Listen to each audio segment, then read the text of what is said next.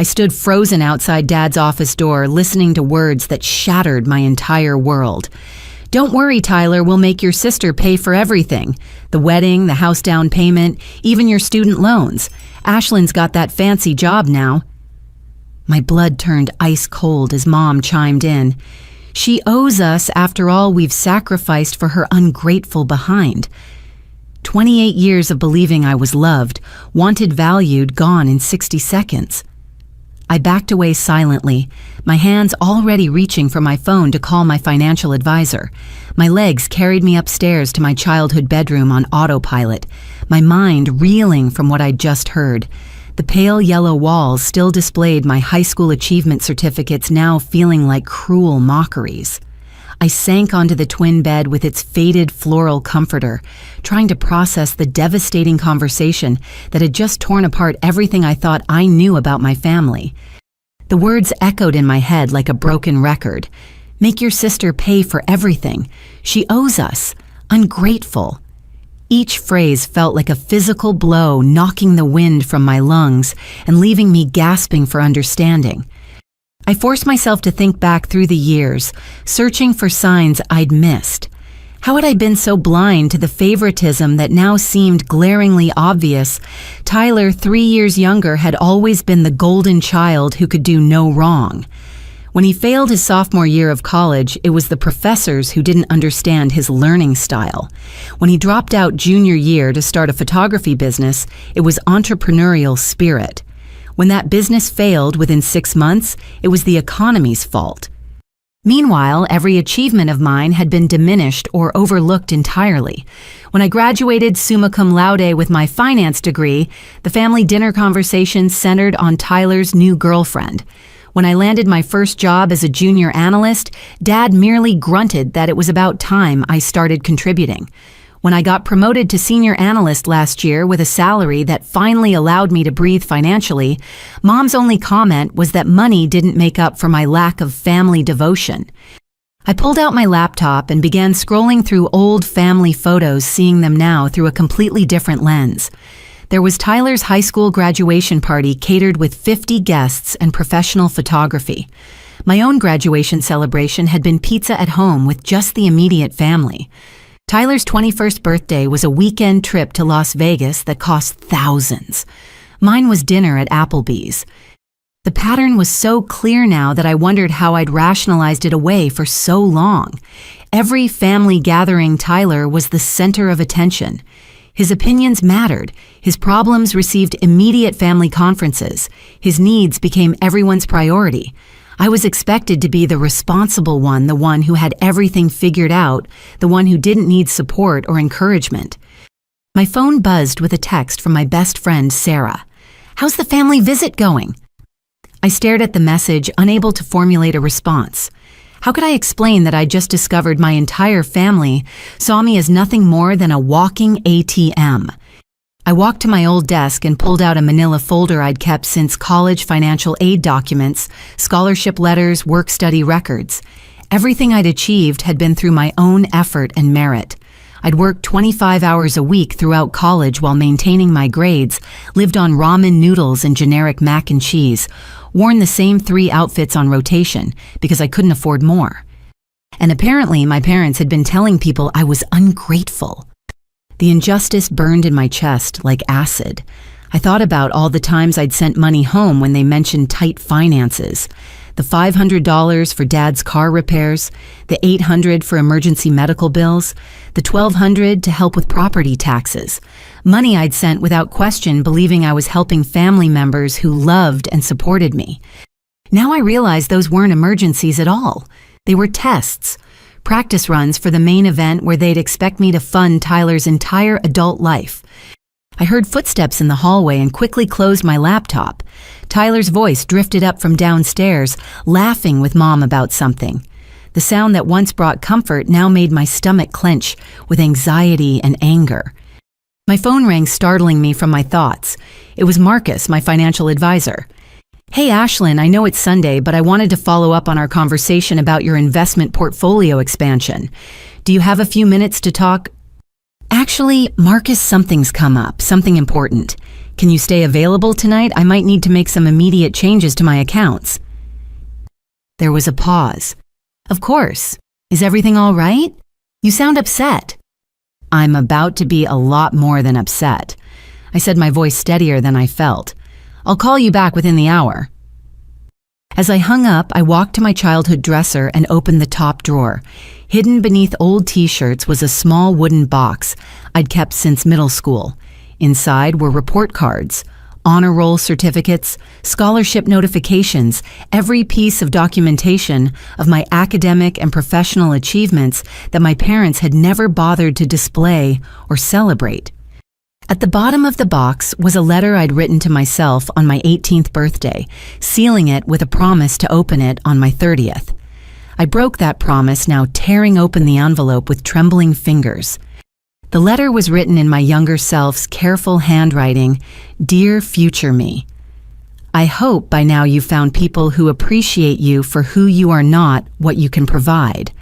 I hope you've learned the difference between love and obligation. I hope you're brave enough to choose yourself when everyone else expects you to choose them. Love past you."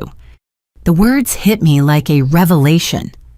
My 18-year-old self had somehow sensed what I was too naive to recognize then, that my family's version of love came with a price tag attached. I walked back to the window and looked down at the backyard where Tyler was now sitting on the porch swing, talking animatedly on his phone. As I watched, he gestured broadly with his free hand, the same way he always did when he was bragging or trying to impress someone. That's when I noticed the stack of papers on my old nightstand documents I hadn't seen when I first came upstairs. My hands shook as I picked them up and read the letterhead, "Personal Loan Application, Guarantor Information Required." My name was filled in as the co-signer. The loan amount was for $35,000. I hadn't signed anything. But there, in black and white, was my financial information, my salary, my bank account, numbers, my social security number, information that could only have come from family members who had access to my personal documents during visits home. The room spun around me as the full scope of their betrayal became clear. This wasn't just about expecting me to pay for Tyler's future expenses. They'd been planning to legally bind me to his debts without my knowledge or consent. I grabbed my purse and keys, my movements sharp and purposeful now. The hurt was crystallizing into something far more powerful: determination. They wanted to make me pay for everything they were about to learn, exactly how much that was going to cost them. I drove straight to the 24-hour diner on Main Street, my hands gripping the steering wheel so tightly my knuckles ached. The fluorescent lights inside cast everything in harsh relief as I slid into a corner booth with my laptop and phone ordering coffee. I didn't want just to justify taking up space. Marcus answered on the first ring. "Ashlyn, what's going on? I need to know exactly who has access to my financial information and how to remove them immediately," I said without preamble. "I also need to know if anyone has been monitoring my accounts or making inquiries about my assets." "Whoa, slow down. What happened? Are you talking about identity theft?" "Worse. Family theft." I explained the loan application with my forged information, my voice growing steadier with each detail. "I need to know everything, Marcus. Every account, every person listed, every piece of financial information that could be accessed by anyone other than me." The silence on the other end stretched long enough that I thought the call had dropped. Finally, Marcus spoke, his professional tone tinged with concern. "Ashlyn, I'm pulling up your files now. You're going to want to sit down for this." "I'm already sitting." "When you were a minor, your parents opened a custodial savings account for your college fund. Standard procedure. But when you turned 18, instead of transferring full control to you, they kept themselves listed as joint account holders. Technically, they have legal access to monitor and even withdraw from that account." My coffee cup rattled against the saucer as I set it down. "How much money is in that account?" "Currently, about $47,000. But here's the concerning part. There are records showing regular monitoring activity from IP addresses that aren't yours. Someone's been checking your balance transaction history and growth patterns almost weekly for the past 8 months. The diner suddenly felt too hot, too bright, too exposed. What else? There are also inquiries on your credit report from 3 different lending institutions over the past 2 months. Soft pulls, which means someone was getting preliminary information about your creditworthiness without triggering alerts. And Ashlyn, there are notes in your file about family references. Your parents provided financial background information about you to someone claiming they were helping you apply for a mortgage. I'm not buying a house. I know. But someone used their relationship to you to gather detailed financial intelligence. They know your salary, your investment portfolio value, your debt-to-income ratio, everything. I felt violated in a way I'd never experienced before. It wasn't just the money, it was the systematic invasion of my privacy, the calculated planning, the complete disregard for my autonomy. Marcus, I need you to walk me through exactly how to protect myself. Tonight. Right now. We can start immediately. First, we need to remove their access from that joint account. I can initiate that process online, but you'll need to come in tomorrow to sign documents and provide identification. Second, we should open new accounts at different financial institutions that they have no knowledge of or connection to. I pulled out a notebook and began writing furiously. What else? Credit monitoring with alerts for any new inquiries or applications, a fraud alert on your social security number. And honestly, Ashlyn, you should consider documenting everything for potential legal action. What they've done using your information without consent, monitoring your accounts, providing your financial details to third parties, it's not just unethical, it's potentially criminal. As Marcus outlined the steps, I felt the first spark of empowerment I'd experienced since overhearing that devastating conversation. Knowledge was power, and for the first time in my life, I was going to use that power to protect myself, instead of making myself vulnerable to people who saw me as a resource to be exploited. There's something else, Marcus continued, that lending inquiry activity. The timing corresponds with someone doing serious financial planning. This isn't casual browsing, Ashlyn. Someone has been building a comprehensive picture of your assets for months, possibly longer. Tyler's getting married in 6 months. I said, the pieces clicking into place. They've been planning this since he got engaged. That makes sense. The amounts and timing suggest someone was calculating your capacity to fund major expenses. Wedding costs, down payments, loan obligations. They've been treating your finances like their financial planning tool. I thought about Emma Tyler's fiancé and her bubbly personality that had always seemed slightly performative. Had she been in on this from the beginning? Was her friendliness toward me just another manipulation tactic? Marcus, can you see if there have been any discussions about using my credit or assets as collateral for loans? I can check for hard inquiries that might indicate loan applications, but I can't access lending institution files without your authorization for specific companies. Do you have any idea which banks or lenders might be involved? I looked at the loan application papers I'd brought with me, studying the letterhead and contact information. First National Bank Riverside Credit Union and something called Premier Financial Services. I know those institutions. Let me make some calls tomorrow and see what information I can gather. In the meantime, we need to start moving your money tonight. How much liquid cash are you comfortable relocating immediately? I did quick mental calculations. Everything in checking and savings that isn't needed for immediate expenses. Probably around $23,000. I can help you open accounts at Mountain View Bank and Pacific Trust. They're completely separate from any institution your family has relationships with. We can initiate transfers online tonight and complete the paperwork tomorrow. As we worked through the technical details, I felt my panic transforming into strategic focus. Each account number changed, each password updated, each security question modified was a small victory in reclaiming control over my own life. One more thing, Ashlyn, Marcus said as we finished the initial transfers. You mentioned they've been telling people you're ungrateful and selfish. That's a classic manipulation tactic, controlling the narrative to justify future actions. If they've been setting up a story where you're the villain for not supporting family, it makes it easier for them to pressure you or even take legal action if they've forged documents. Legal action. If they've committed fraud by using your information without consent, they might try to claim it was a family arrangement that you're now backing out of. Character assassination serves to make you look unreliable if this escalates to legal proceedings. The implications sent a chill through me. This wasn't just about money, it was about destroying my reputation and credibility to cover their own criminal behavior. Marcus, what would you do if this was your family? Honestly, I'd document everything, protect all my assets, and prepare for the possibility that they might escalate their manipulation tactics when they realize their plan isn't working. People who feel entitled to other people's money rarely back down gracefully when confronted.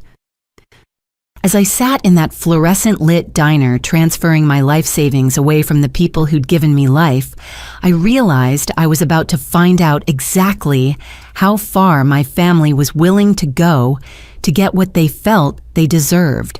And for the first time in 28 years, I was prepared to fight back. I barely slept that night, my mind racing through financial security protocols and family betrayal revelations in equal measure. The next morning, I returned home to find Emma's silver Honda Civic parked in our driveway trunk open and overflowing with wedding magazines, fabric samples, and what appeared to be enough bridal planning materials to stock a small boutique. Emma burst through the front door as I was pouring coffee, her arms laden with binders and her face glowing with bridal excitement. Ashlyn, perfect timing. I've been dying to show you all the gorgeous ideas I've been collecting for the wedding. Her enthusiasm felt aggressive in the bright kitchen light. Emma had always been bubbly, but today there was an undercurrent of presumption that made my skin crawl. She dumped her materials across the kitchen table with the confidence of someone who belonged here, someone whose plans were already approved and funded. "I know you're going to love what we've put together." She continued, not waiting for my response. "Tyler and I have been working with this amazing wedding planner, and she's helped us create the most beautiful vision. Look at this." She spread open a thick binder labeled Hartwell Morrison Wedding in elegant script.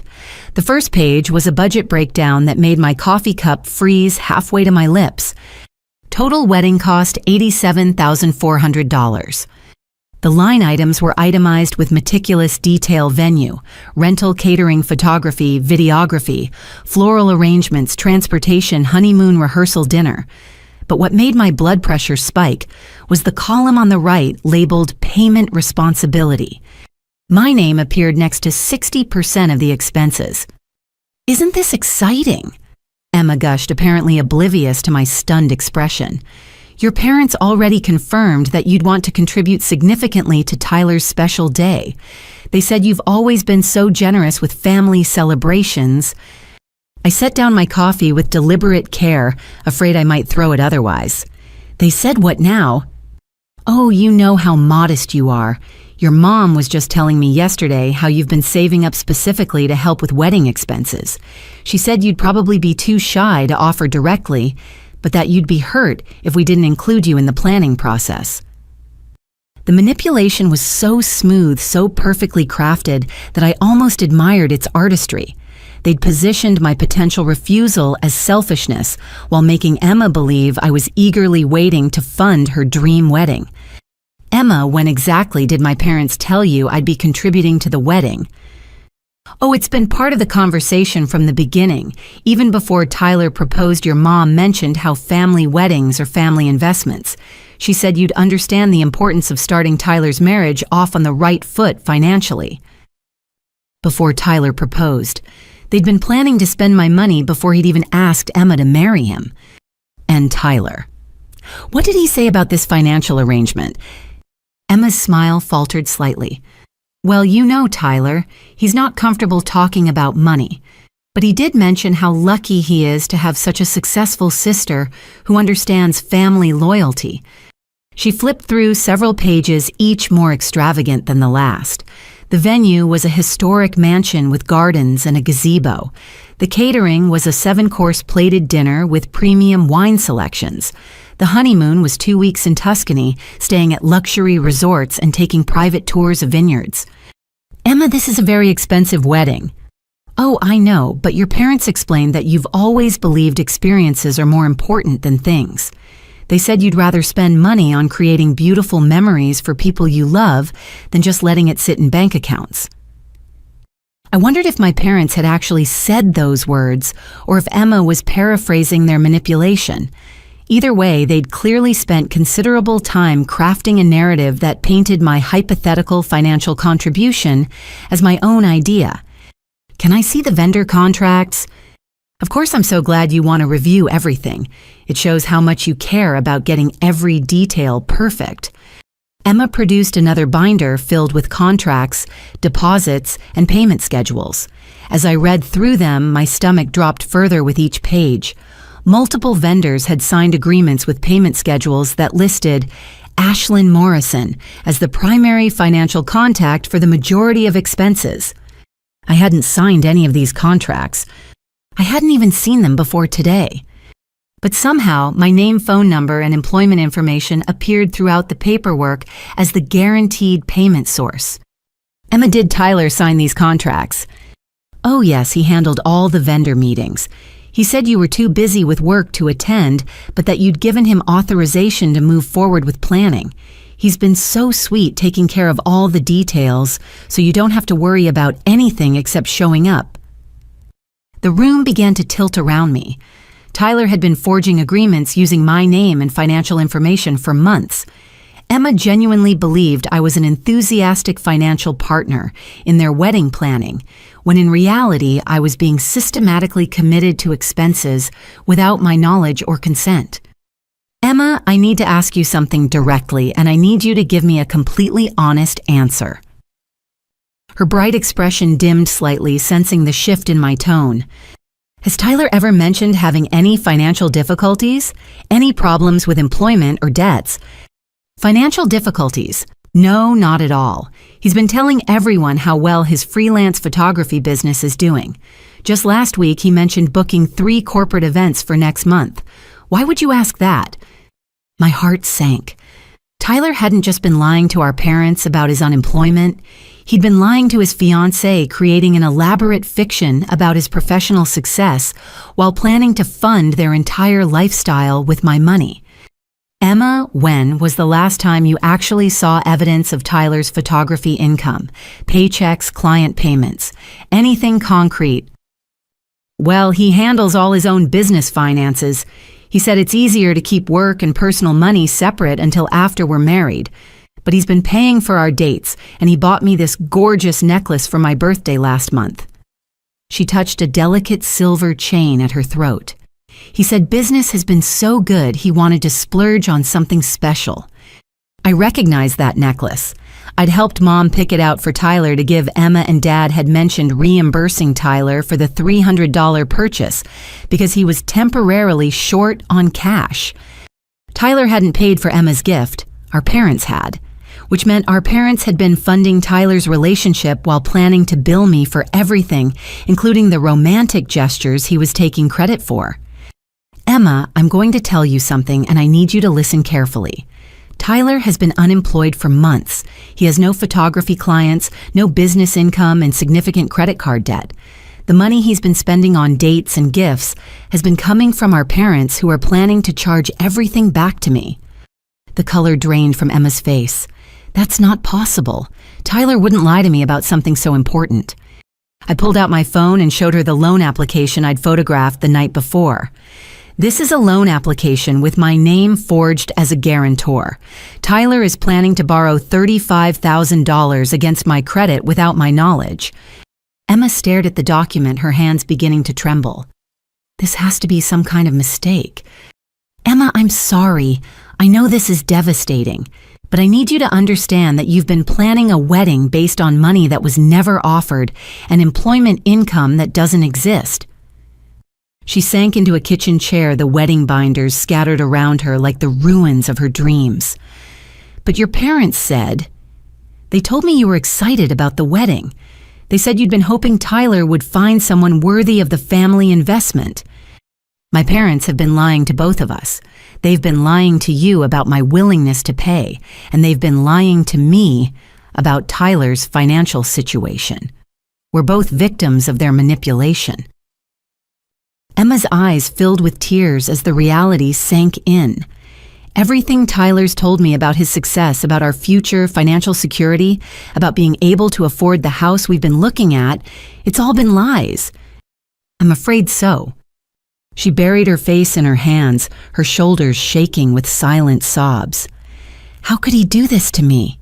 How could your parents let me believe something so completely false? Because they never saw you as a person who deserved the truth. They saw you as another tool to manipulate me. Your happiness, your trust, your future financial security, none of that mattered to them as long as they got what they wanted. Emma looked up at me with red-rimmed eyes. What am I supposed to do now? I've already sent save the date cards. My family has booked flights. I've been planning this wedding for 8 months, and now you're telling me none of it was real. Emma, I'm going to help you figure this out. But first you need to know that Tyler's deception goes even deeper than unemployment. He's been actively using my personal information to commit fraud. This isn't just about a wedding that can't be afforded. It's about criminal behavior that could destroy both our financial futures. As I watched Emma's fairy tale wedding dreams crumble around her, I realized that my family's betrayal had created multiple victims. They hadn't just stolen from me, they'd stolen Emma's ability to make informed decisions about her own life. And tomorrow I was going to make sure Tyler faced the consequences of every lie he'd told. Tyler strolled into the kitchen the next morning with the casual confidence of someone who believed he controlled every variable in the room. He wore his favorite designer jeans, the ones I now realized our parents had probably purchased, and carried his expensive camera equipment bag like a prop in his performance as a successful photographer. Morning, sis.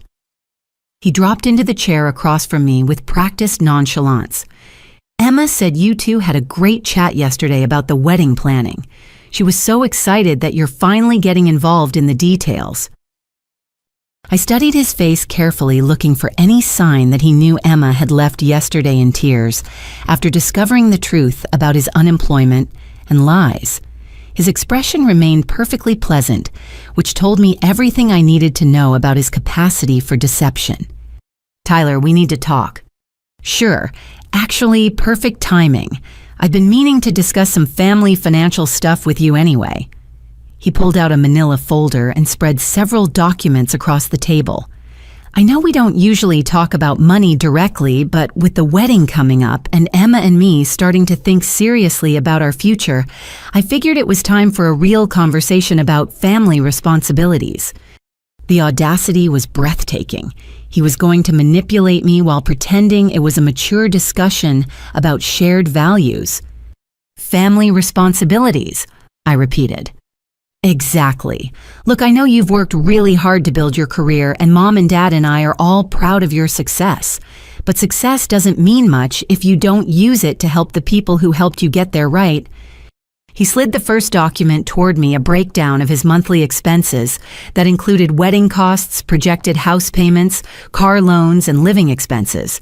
The total was more than my entire annual salary. Tyler, before we discuss family responsibilities, I think we should clarify some facts about your current situation. My situation. He laughed a sound that now struck me as calculated rather than genuine.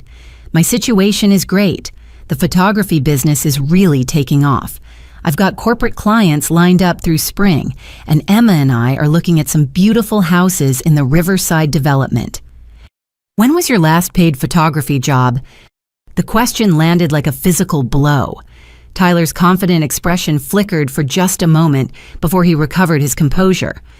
Why would you ask that? You know, I don't like mixing family conversations with business details. Because Emma deserves to know the truth about the man she's planning to marry, and I deserve to know the truth about the brother who's been forging my signature on loan applications. Tyler's mask slipped completely. His face flushed red and his eyes darted toward the doorway as if checking for escape routes.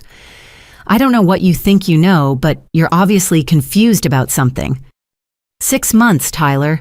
You've been unemployed for 6 months living off credit cards and money from mom and dad while telling Emma you're a successful businessman.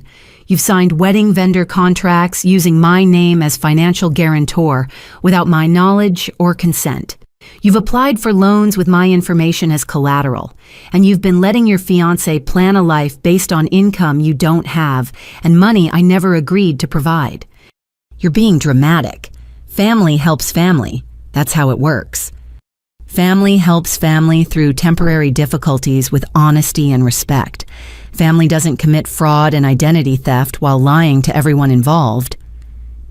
Tyler stood up abruptly, his chair scraping against the floor.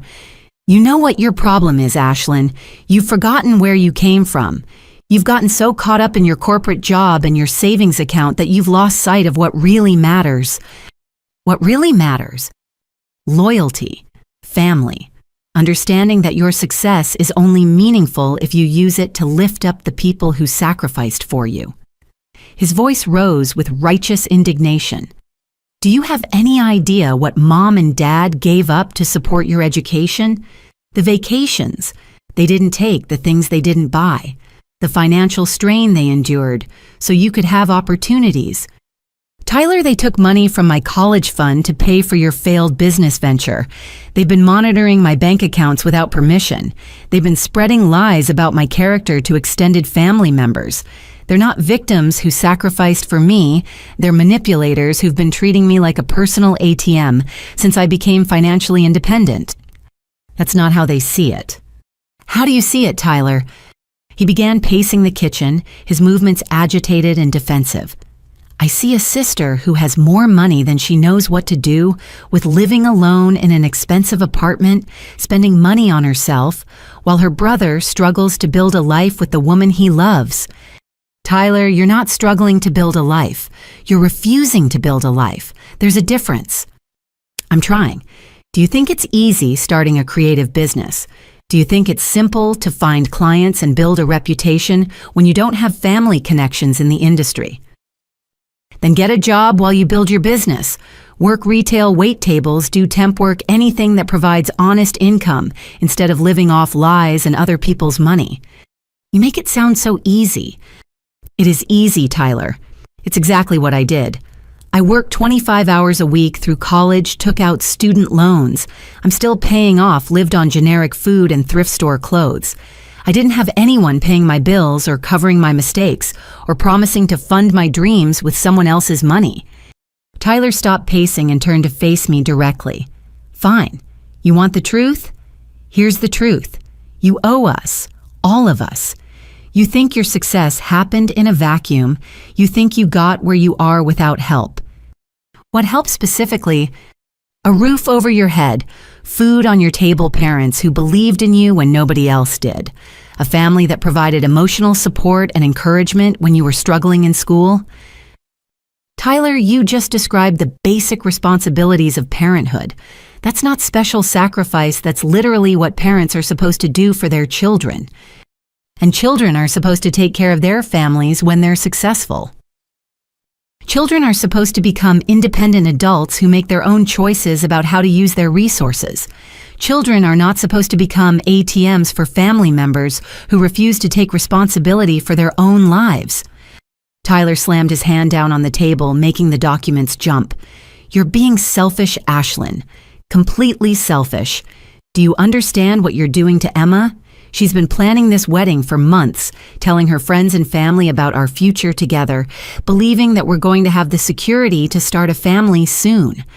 Are you really going to destroy her happiness just to prove some petty point about independence? I'm not destroying Emma's happiness, Tyler. You already did that when you built your relationship on lies. Emma deserves a partner who's honest about his financial situation and employment status. She deserves to make informed decisions about her future instead of being manipulated into believing fairy tales. She doesn't need to know every detail about temporary employment challenges. 6 months isn't temporary, Tyler, and unemployment isn't the real issue here. The fraud is. You've committed crimes using my identity. You've signed contracts using my name. You've applied for loans with my information as collateral. This isn't about family loyalty anymore. This is about criminal behavior." Tyler's face went pale. "You wouldn't report your own brother to the police. Try me."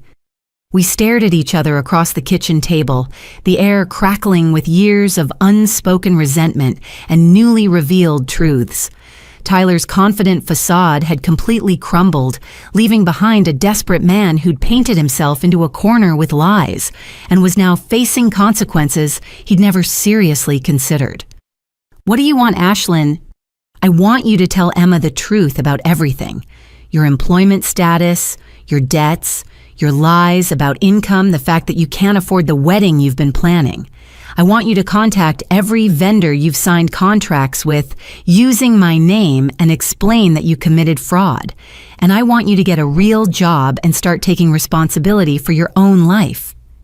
And if I don't, then I document everything and let law enforcement handle it." Tyler sank back into his chair, the weight of reality finally settling on his shoulders. "You'd really destroy our family over money. Tyler, you destroyed our family when you decided to commit fraud against me.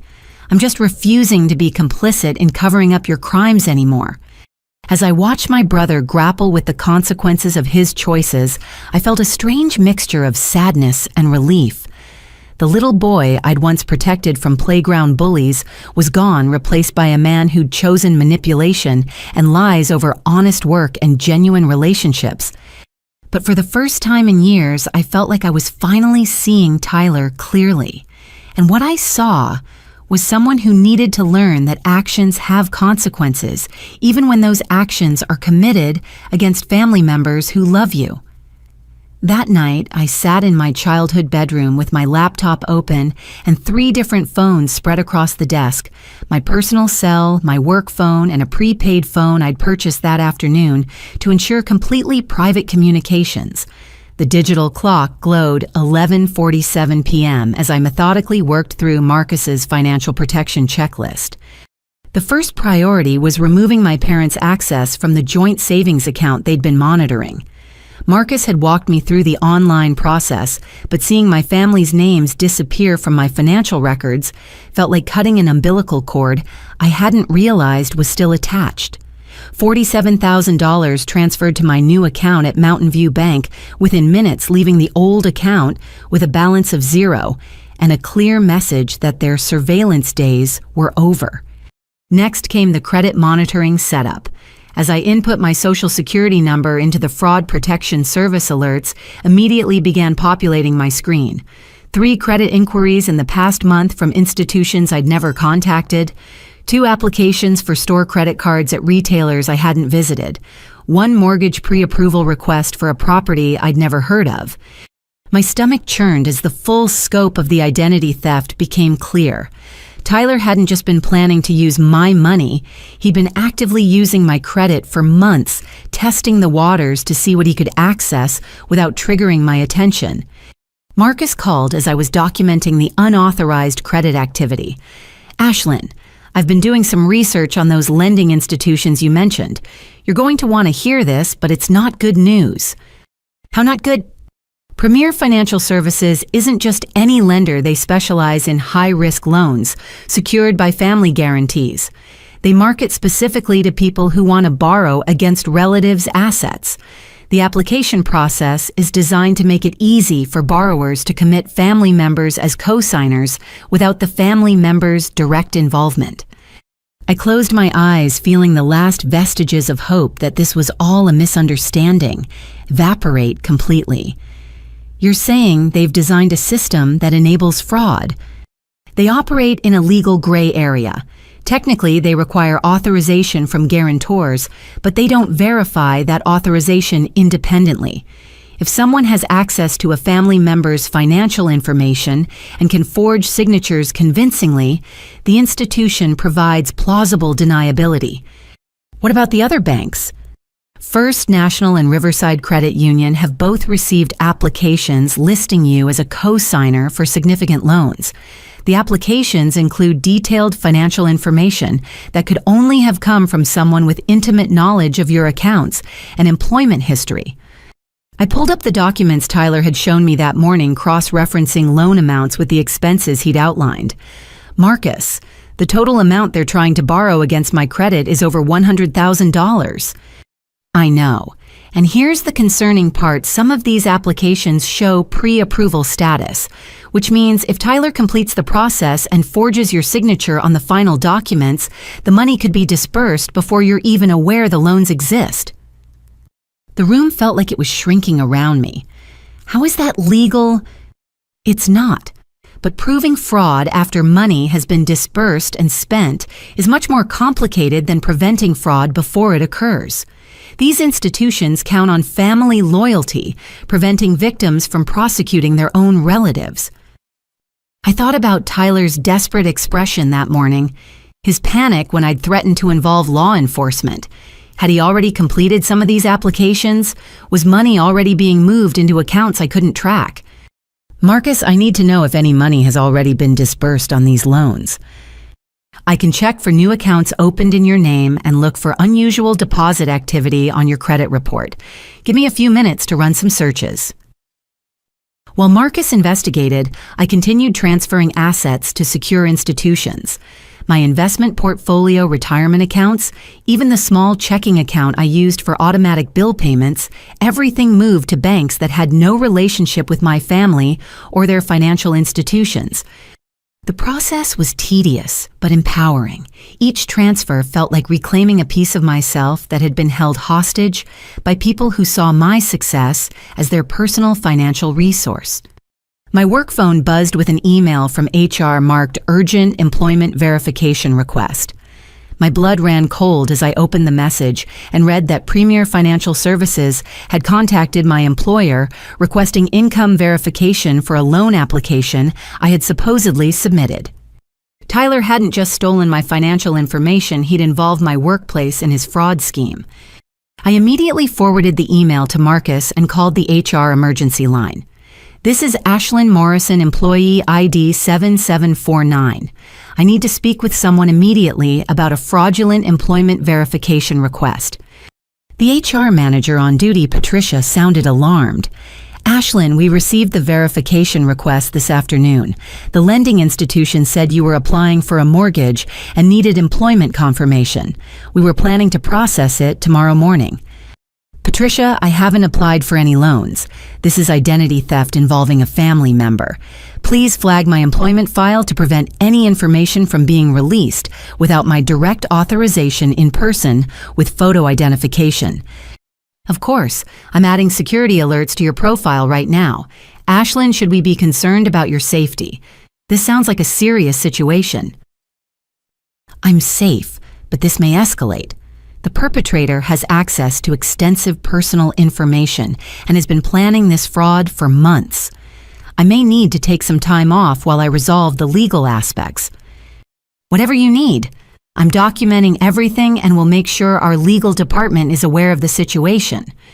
Marcus called back as I was finishing with HR. Ashlyn, I have good news and bad news. The good news is that no loan money has been dispersed, yet all the applications are still in processing stages. The bad news is that I found evidence of attempted bank account openings using your information. What kind of accounts? Business checking accounts at 2 different banks, both listed under Morrison Photography Services, with you as the primary account holder and Tyler as an authorized signer. The applications were submitted 3 weeks ago, but haven't been approved because they require additional documentation. My vision blurred with rage. Tyler had been planning to open business accounts in my name, giving himself access to establish credit lines and loans that I would be legally responsible for while he controlled the money. Marcus, this is conspiracy-level planning. This isn't desperate desperation. This is calculated criminal behavior. I agree. And there's something else. I contacted a colleague who works in financial crimes investigation, and she said this pattern family members using detailed financial information to establish credit relationships without consent is becoming increasingly common. She recommended documenting everything and filing a police report before the perpetrators can claim the victim was a willing participant who changed their mind later. What do I need to do? Tomorrow morning, we meet at the police station with copies of all the fraudulent applications, your bank records, showing unauthorized monitoring and the forged loan documents. We file a formal complaint for identity theft and fraud. Then we contact the district attorney's office about potential felony charges. I stared out my childhood bedroom window at the darkened neighborhood where I'd grown up believing family loyalty was sacred. Tomorrow, I was going to take legal action against my own brother for systematically stealing my identity and financial future. Marcus, what if he claims this was all a misunderstanding? What if my parents say they gave him permission to use my information for family financial planning? That's why we're documenting everything tonight. Consent requires informed knowledge and explicit agreement. You can't consent to something you don't know about, and you can't be committed to financial obligations through third-party agreements you never signed.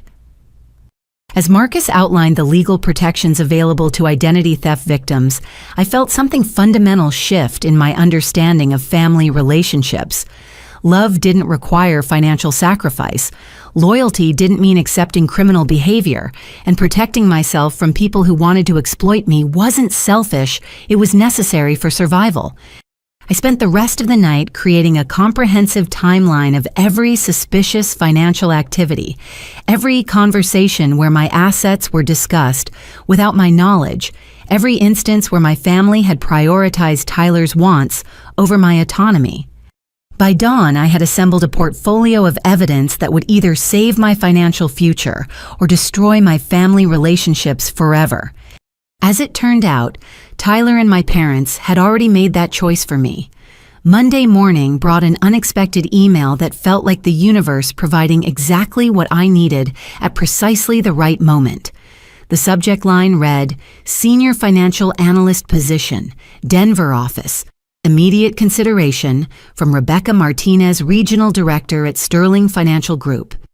I'd submitted my resume to Sterling 6 months earlier for a position that had been filled internally, but apparently they'd kept my information on file for future opportunities. As I read through the details, my heart rate accelerated, with possibilities I hadn't dared to imagine just days earlier. The position was everything I dreamed of, professionally senior analyst role, with a team of 12 specializing in corporate restructuring and investment strategy. The salary was 43% higher than my current position. The signing bonus alone would replace everything Tyler had attempted to steal from me. Most importantly, the job was in Denver, Colorado, 900 miles away from the family that had been systematically planning to exploit my success for their own financial benefit. I walked into my current office that morning with a confidence I hadn't felt in years. My colleagues noticed immediately. "You look different today, Ashlyn," commented Janet from accounting as I passed her desk. "Like you just won the lottery or something." "Something like that," I replied, unable to suppress my smile. I closed my office door and called the number Rebecca Martinez had provided. She answered on the second ring with a warm, professional tone that immediately put me at ease. "Ms. Morrison, thank you for calling so quickly. I hope you're interested in learning more about this opportunity." "Very interested. When would you like to schedule an interview?" "Actually, I'm hoping we can expedite the process. We have an urgent need to fill this position, and your qualifications are exceptional. Would you be available for a video interview this afternoon, followed by an in-person meeting later this week? If things go well..." I calculated quickly. I could drive to Denver on Thursday, interview Friday morning, and be back by Saturday before my family realized I was seriously considering leaving town permanently. That timeline works perfectly. Excellent. I should mention that this position comes with full relocation assistance, including temporary housing while you search for permanent accommodations. We understand that moving for career opportunities requires significant logistical support. As Rebecca outlined the position details, I felt like I was listening to a description of the life I'd always wanted, but never believed was actually achievable.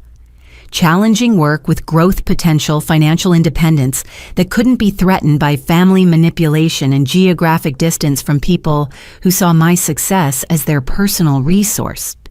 Ms. Morrison, can I ask what's motivating your interest in relocating your current position appears stable and progressive?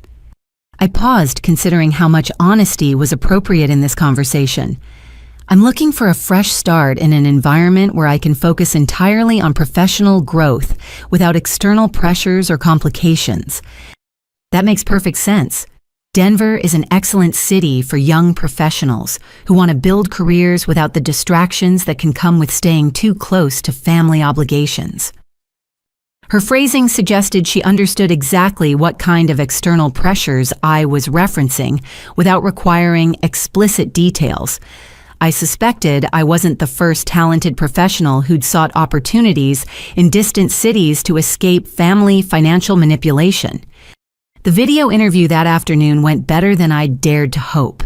Rebecca and her team asked intelligent questions about my analytical experience, my approach to complex financial problems, and my ability to work independently on high-stakes projects. For 90 minutes, I discussed my professional capabilities without anyone questioning whether I'd be funding relatives' poor financial decisions. Ms. Morrison, I'm going to be direct with you, Rebecca said as we concluded. We're prepared to make an offer pending your in-person interview on Friday. Your experience with corporate restructuring is exactly what we need, and your references describe you as someone who maintains focus and integrity even under pressure. What kind of pressure? The kind that comes from family members or personal relationships trying to influence professional decisions. We've learned that the most effective analysts are those who can maintain clear boundaries between their personal and professional lives. I wondered if Sterling Financial Group specifically recruited people fleeing family financial manipulation, or if maintaining professional boundaries was such a rare quality that it had become a valuable hiring criterion. That evening, I researched Denver neighborhoods and apartment complexes, looking for places I could imagine rebuilding my life from scratch. The city looked beautiful in photographs, mountain views, outdoor recreation opportunities, a thriving professional community, and 900 miles of distance from people who felt entitled to my bank account. I also researched Colorado's financial privacy laws and discovered that the state had stronger protections against family financial exploitation than most jurisdictions. Identity theft was prosecuted aggressively, and victims had extensive legal recourse for recovering assets and preventing further abuse. As I browsed apartment listings and calculated moving expenses, my phone buzzed with a text from Emma. "Can we talk privately? There are things about Tyler I need to understand, and you're the only person who's been honest with me." I called her immediately. Emma answered on the first ring, her voice strained with exhaustion and stress. "Ashlyn, I confronted Tyler about what you told me, about the unemployment, the debts, all of it." "How did he respond?"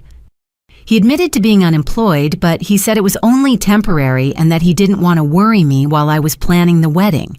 He swore he never applied for loans using your name and said you must be mistaken about the fraud." "Emma, I have copies of the applications with his signatures and my forged information." "I know. That's why I need to talk to you. Because after our conversation, I started paying attention to things I'd ignored before, and Tyler's been lying about much more than just employment." "What kind of lies?" "Financial lies, relationship lies about his past. I called his previous employer to ask about references for our apartment application, and they told me he was fired for stealing petty cash from the register. He told me he'd quit because the job wasn't challenging enough." My heart sank for Emma. She was discovering the same painful truths about Tyler that I'd been uncovering, that his entire personality was built on deception and entitlement. "Emma, I'm so sorry you're going through this." "The worst part is that your parents knew. When I asked your mom about Tyler's employment history, she got defensive and said I should trust my fiancé instead of listening to family gossip. She knew Tyler had been fired and let me believe he was a reliable partner." "They've been protecting Tyler from consequences his entire life. They probably see covering for his lies as normal family behavior." Ashlyn, I need to ask you something, and please be completely honest. Do you think Tyler is capable of change? If he got a real job and started being truthful, could we build a healthy relationship? I thought carefully before answering. Emma deserved honesty, but she also deserved hope if genuine change was possible. Emma, change requires accepting responsibility and making sustained effort over time. Tyler has been lying to you for months while planning to commit fraud against me. Those aren't mistakes or temporary lapses in judgment. They're patterns of behavior that suggest he doesn't respect the people who trust him. That's what I was afraid you'd say. Emma, you deserve a partner who sees your happiness as more important than his convenience. You deserve someone who tells you the truth even when it's difficult and who builds a life with you based on reality instead of fantasy. I know, I just wish I'd seen it sooner. You saw it as soon as you had accurate information. That's not your fault, that's Tyler's fault for creating a relationship built on lies. After we hung up, I looked around my childhood bedroom with new appreciation for the clean slate waiting for me in Denver. In 72 hours, I would interview for a position that could change my entire life trajectory. And for the first time since I'd overheard that devastating conversation about making me pay for everything, I felt genuinely excited about the future instead of just angry about the past. Tuesday evening, Mom announced that she was cooking a special family dinner for Thursday night to celebrate everyone being together and discuss some exciting family plans. Her tone carried the forced cheerfulness that always preceded uncomfortable conversations, and I immediately suspected this dinner was designed to corner me into financial commitments. I'd planned to drive to Denver Thursday morning for my Friday interview, but Mom's insistence that Thursday was the only night everyone could gather made it clear this timing wasn't coincidental. Tyler probably needed to finalize his fraudulent loan applications and was running out of time to manipulate my consent. "What kind of family plans are we discussing?" I asked as innocently as possible. "Oh, just some wonderful opportunities for all of us to work together towards shared goals." Mom replied with the vague enthusiasm she used when she wanted to avoid providing actual information. "Your father has some very interesting ideas about family financial planning that he's excited to share with everyone." I agreed to attend the dinner while secretly rearranging my interview schedule. Rebecca Martinez was understanding when I explained that urgent family matters required me to travel Friday afternoon instead of Thursday morning, and she accommodated a Friday afternoon interview followed by a weekend in Denver to explore the city. Thursday arrived with an atmosphere of artificial celebration that felt more like a business meeting disguised as family time. Mom had prepared Tyler's favorite meal, prime rib, with garlic mashed potatoes and roasted vegetables, despite the expense being impractical for people claiming financial hardship. The dining room table was set with our good china and crystal glasses that only appeared during holidays or when guests needed to be impressed. Tyler arrived with Emma, who looked uncomfortable and avoided eye contact with me. Dad emerged from his office carrying a leather portfolio and wearing the confident expression he used when presenting investment strategies to his insurance clients. Before we eat, Dad announced, "I want to share some exciting financial planning concepts that could benefit our entire family for generations to come." He opened his portfolio and spread several charts and graphs across the table, each one labeled with phrases like family wealth building strategy and multi-generational investment approach. The presentation looked professional and legitimate, which made it even more insidious. As you all know, families that build wealth together stay together. The most successful family financial strategies involve pooling resources and expertise to maximize everyone's potential. Dad's voice carried the persuasive tone he'd perfected through decades of selling insurance policies to reluctant customers. The first chart showed projected returns on family investment pools, where multiple family members contributed different amounts based on their income capacity. My projected contribution was listed as 78% of the total family investment fund. "Dad, where did you get these numbers for my projected contributions?" "From careful analysis of your income and expenses, sweetheart. We know approximately what you earn and what your living costs are. So calculating your available investment capacity was simple mathematics. You've been calculating my available investment capacity without my knowledge or consent. Family financial planning requires transparency and cooperation from everyone involved. We're not strangers, Ashlyn. We're family members who want to help each other succeed. Tyler leaned forward eagerly. The beautiful thing about this approach is that everyone benefits according to their contributions and their needs. Someone who's starting a family has different financial requirements than someone who's single and established in their career. I looked around the table, noting the expectant faces watching my reaction to their elaborate financial manipulation presentation. They'd spent considerable time and effort creating charts that made their exploitation of my income look like sophisticated investment planning. "This is very interesting," I said carefully. "Can you walk me through exactly how the contribution and distribution system would work?" Dad flipped to a detailed breakdown showing monthly contribution amounts from each family member, with my contributions funding the majority of Tyler's wedding expenses, house down payment, and debt consolidation. The distribution schedule showed Tyler receiving immediate large amounts while my benefits were projected years into the future, with vague descriptions like family support during career transitions and elder care cost sharing. As you can see, Ashlyn, this isn't just about helping Tyler and Emma get started in their marriage. This is about creating a family financial foundation that benefits everyone over time. What happens if I decide not to participate in this family financial foundation? The question created an uncomfortable silence. Mom and Dad exchanged glances before Dad cleared his throat.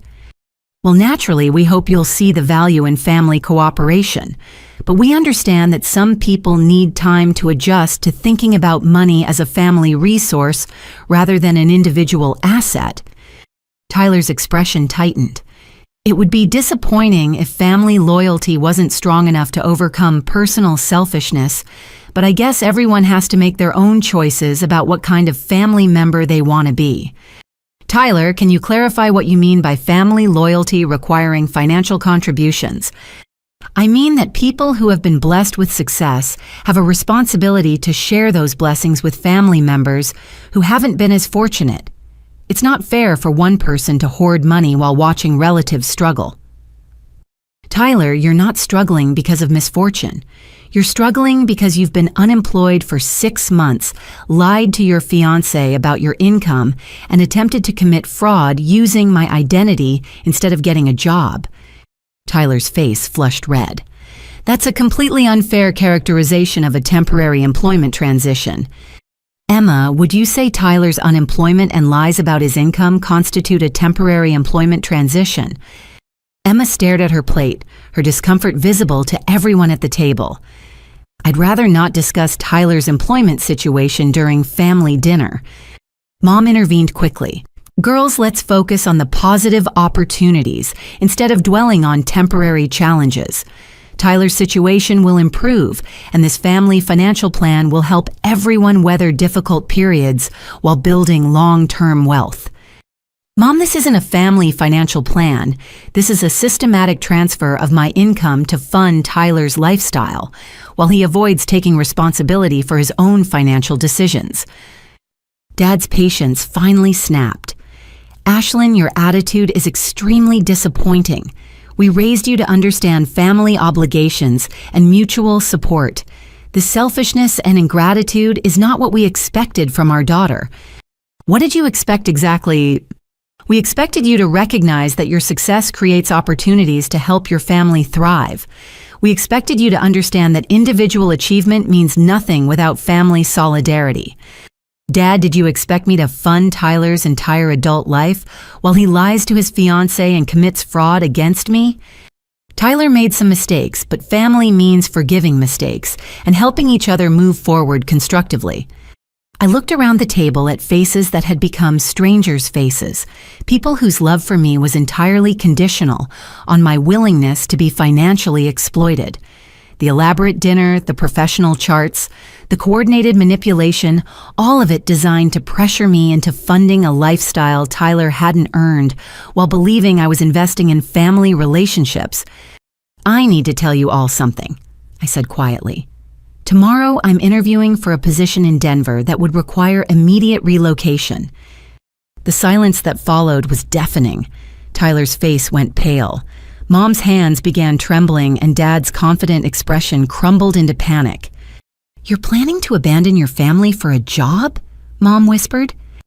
"I'm planning to build a life where my success isn't seen as everyone else's financial resource." "Ashlyn, you can't make major life decisions based on temporary family disagreements," Dad said desperately. "Dad, this isn't a temporary disagreement about money. This is a fundamental difference in values about autonomy, honesty, and what family relationships should be based on." Tyler stood up abruptly, his chair scraping against the floor. "Fine. If you want to destroy our family over money, that's your choice. But don't expect to maintain relationships with people you've abandoned when it was convenient." "Tyler, I'm not abandoning anyone. I'm protecting myself from people who feel entitled to exploit me." As I watched my family grapple with the possibility that their financial manipulation target was about to become geographically inaccessible, I felt a profound sense of clarity about my decision to pursue the Denver opportunity. They weren't upset about losing me as a daughter and sister. They were upset about losing access to my bank account.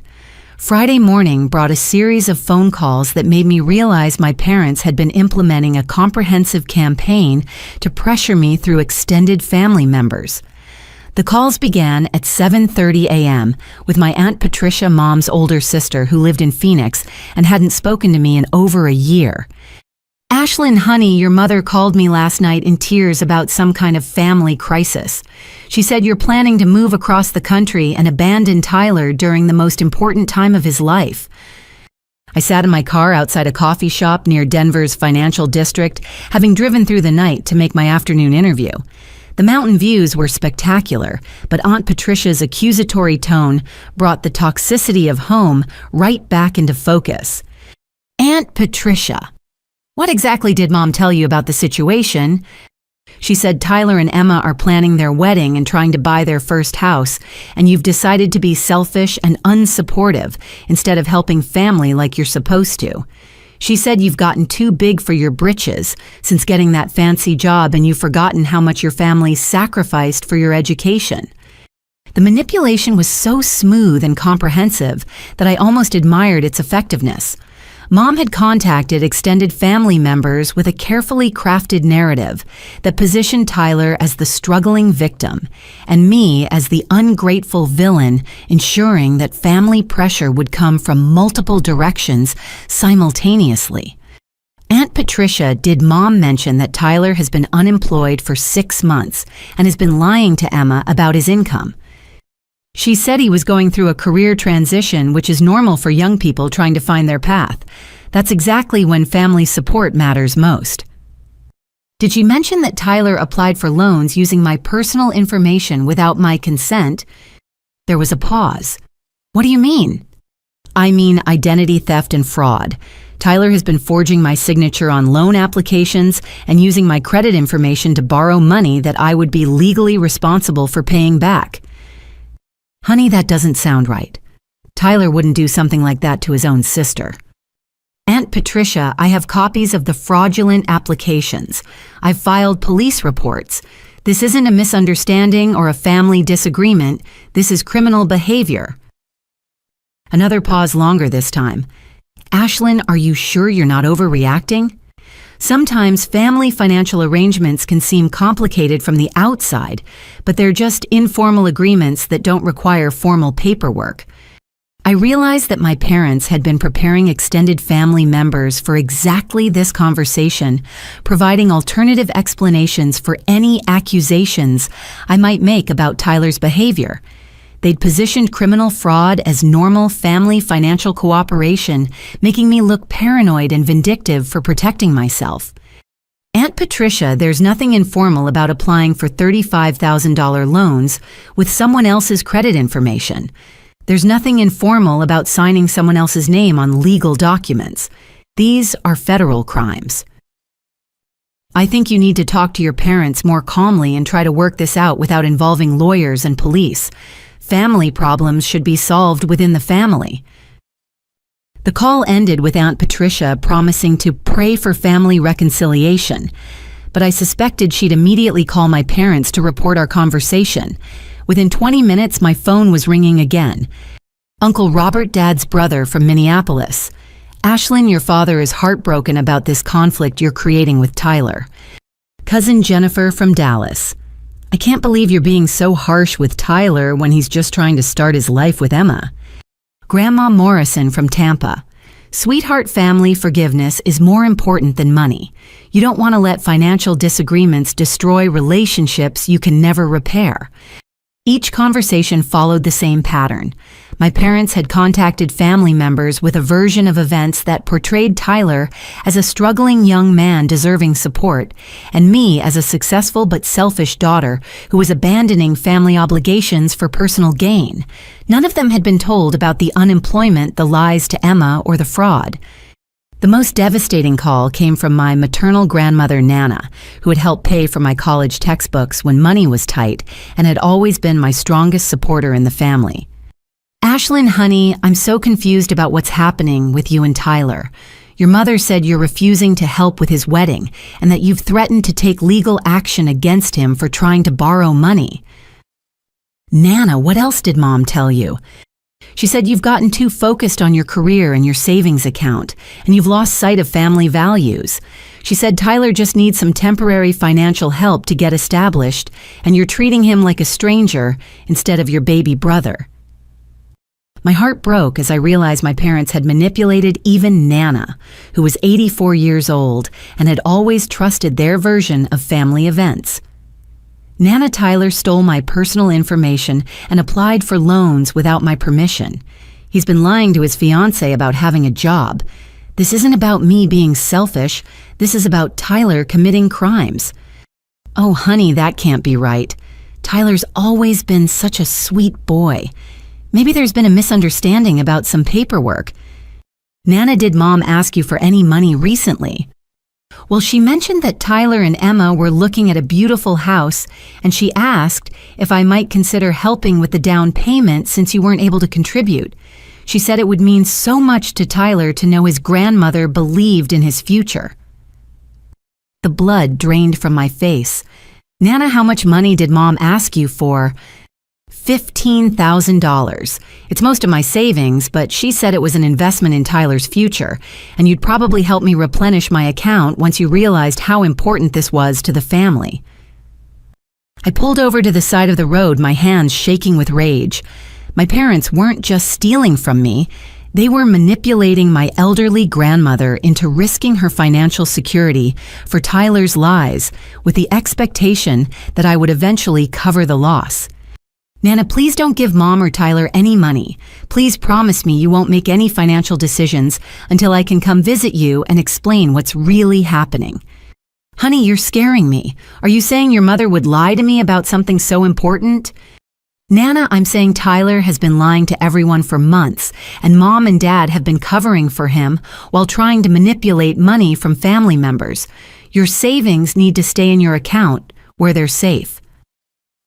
The call ended with Nana promising to wait before making any financial decisions, but I could hear the confusion and hurt in her voice. My parents had turned my beloved grandmother into another victim of their manipulation scheme. As I sat in my rental car overlooking the Denver skyline, I realized that my family's financial manipulation extended far beyond just exploiting my income. They'd been systematically targeting every family member with assets, creating a web of lies and emotional manipulation designed to fund Tyler's lifestyle while protecting themselves from direct financial responsibility. The most insidious part was how they'd position my self-protection as family betrayal, ensuring that every boundary I established would be seen as evidence of my selfishness rather than their exploitation. I called Marcus immediately. We need to add elder financial abuse to our police report. They're targeting my grandmother for her savings while lying about Tyler's situation. Ashlyn, elder financial abuse carries serious federal penalties.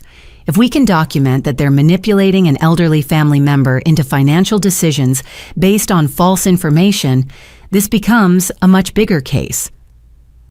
Marcus. I think they've been planning this manipulation campaign for months. Every family member they've contacted has been given the same narrative positioning me as the villain and Tyler as the victim. This isn't spontaneous family pressure. This is orchestrated emotional manipulation designed to isolate me from support systems. That sounds like organized fraud conspiracy. We need to document every conversation you've had with family members and any evidence of coordinated messaging. As I prepared for my interview that afternoon, I felt a profound sense of relief that I was 900 miles away from the family members who had turned my success into everyone else's financial opportunity. Denver wasn't just offering me a new job, it was offering me protection from people who saw my love for them as a weakness to be exploited. Saturday morning in Denver, I made a decision that felt both necessary and heartbreaking.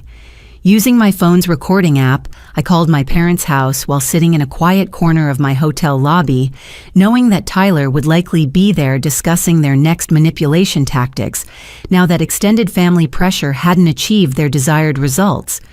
Mom answered on the third ring. "Ashlyn, we've been hoping you'd call. Several family members have mentioned they spoke with you and there seems to be some confusion about Tyler's situation. I'm calling because I want to understand exactly what you've told family members about me and Tyler. We've simply shared our concerns about family unity and the importance of supporting each other during challenging times. People are worried about you, honey. They're concerned that work stress might be affecting your judgment about family relationships." Dad's voice joined the conversation as he picked up the extension. "Ashlyn, we've been talking with Tyler about ways to resolve this conflict constructively. He's willing to sit down and discuss any concerns you have about his financial planning." "What kind of financial planning has Tyler been doing?" Tyler's voice came through clearly as he apparently entered the room. "I've been exploring options for building financial stability with Emma. Standard stuff like consolidating debts and establishing credit for major purchases. Nothing unusual or inappropriate. Tyler, can you be more specific about what kind of debt consolidation and credit establishment you've been working on?" "Just normal financial planning that any engaged couple would do. Looking at loan options, researching mortgage pre-approval processes, talking to family about potential support during the transition to married life." I felt sick listening to Tyler describe fraud and identity theft as normal financial planning, while my parents murmured agreement in the background. "Tyler, when you say you've been looking at loan options, what exactly does that mean?" "It means I've been researching what's available and what we might qualify for. I've talked to several lenders about different scenarios for funding wedding expenses and home purchases." "Have you submitted any formal applications to these lenders?" There was a pause before Tyler answered. "I've explored various options to understand what might be possible. That's just responsible planning." Dad interjected smoothly. "The important thing is that Tyler is taking initiative to plan for his future instead of just expecting family handouts. We're proud that he's approaching this maturely." "Dad, are you aware that Tyler has been unemployed for 6 months?" "Tyler is in transition between career opportunities. That's different from being unemployed in the traditional sense. He's been building his photography business and developing professional relationships. Has Tyler shown you any income from his photography business in the past 6 months? Mom jumped in defensively. "Ashlyn, it's not appropriate for parents to demand financial documentation from their adult children. We trust Tyler to manage his business affairs honestly. But it is appropriate for you to demand access to my financial information for family planning purposes. You're our daughter, and we're concerned about your financial decisions affecting the whole family. That's different from micromanaging Tyler's entrepreneurial efforts." Tyler laughed and the sound made my skin crawl. "Ashlyn always wants to see bank statements and pays stubs like she's running a credit check on family members. Some people trust family and some people treat family like business transactions. Tyler, do you think forging someone's signature on loan applications constitutes treating family like business transactions?"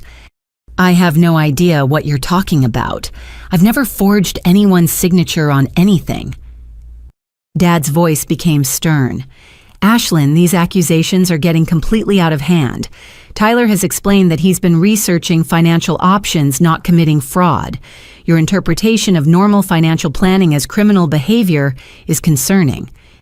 Dad, I have copies of loan applications with my name and financial information that I never provided, and signatures that I never made. Tyler's response was immediate and practiced. If there are documents with your information, it's probably because I used you as a reference for character and employment verification. Lenders often require family references for loan applications. That's completely normal and legal. Tyler character references don't include social security numbers and bank account information.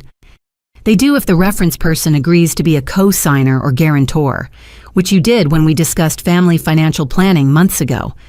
I felt dizzy listening to Tyler create an entirely fictional version of conversations that had never happened. Tyler, when specifically did we discuss me becoming a co-signer for your loans? During Christmas, when we talked about family members helping each other with major life transitions, you said you understood the importance of family financial support. Tyler, we never had that conversation. Dad's voice carried a tone of disappointment and authority. Ashlyn, it's very troubling that you're claiming conversations didn't happen when Tyler clearly remembers them. This suggests that your memory of family interactions may be compromised by work stress or other factors. I realized they were establishing a narrative where any evidence of their manipulation would be dismissed as my faulty memory or misinterpretation of normal family conversations. They'd constructed an alternative reality where Tyler's fraud was family cooperation and my self-protection was mental instability. What's really concerning, Mom added sadly, is that Ashlyn seems to believe her own family members are lying to her. That level of distrust suggests she might benefit from professional counseling to work through whatever underlying issues are affecting her relationships.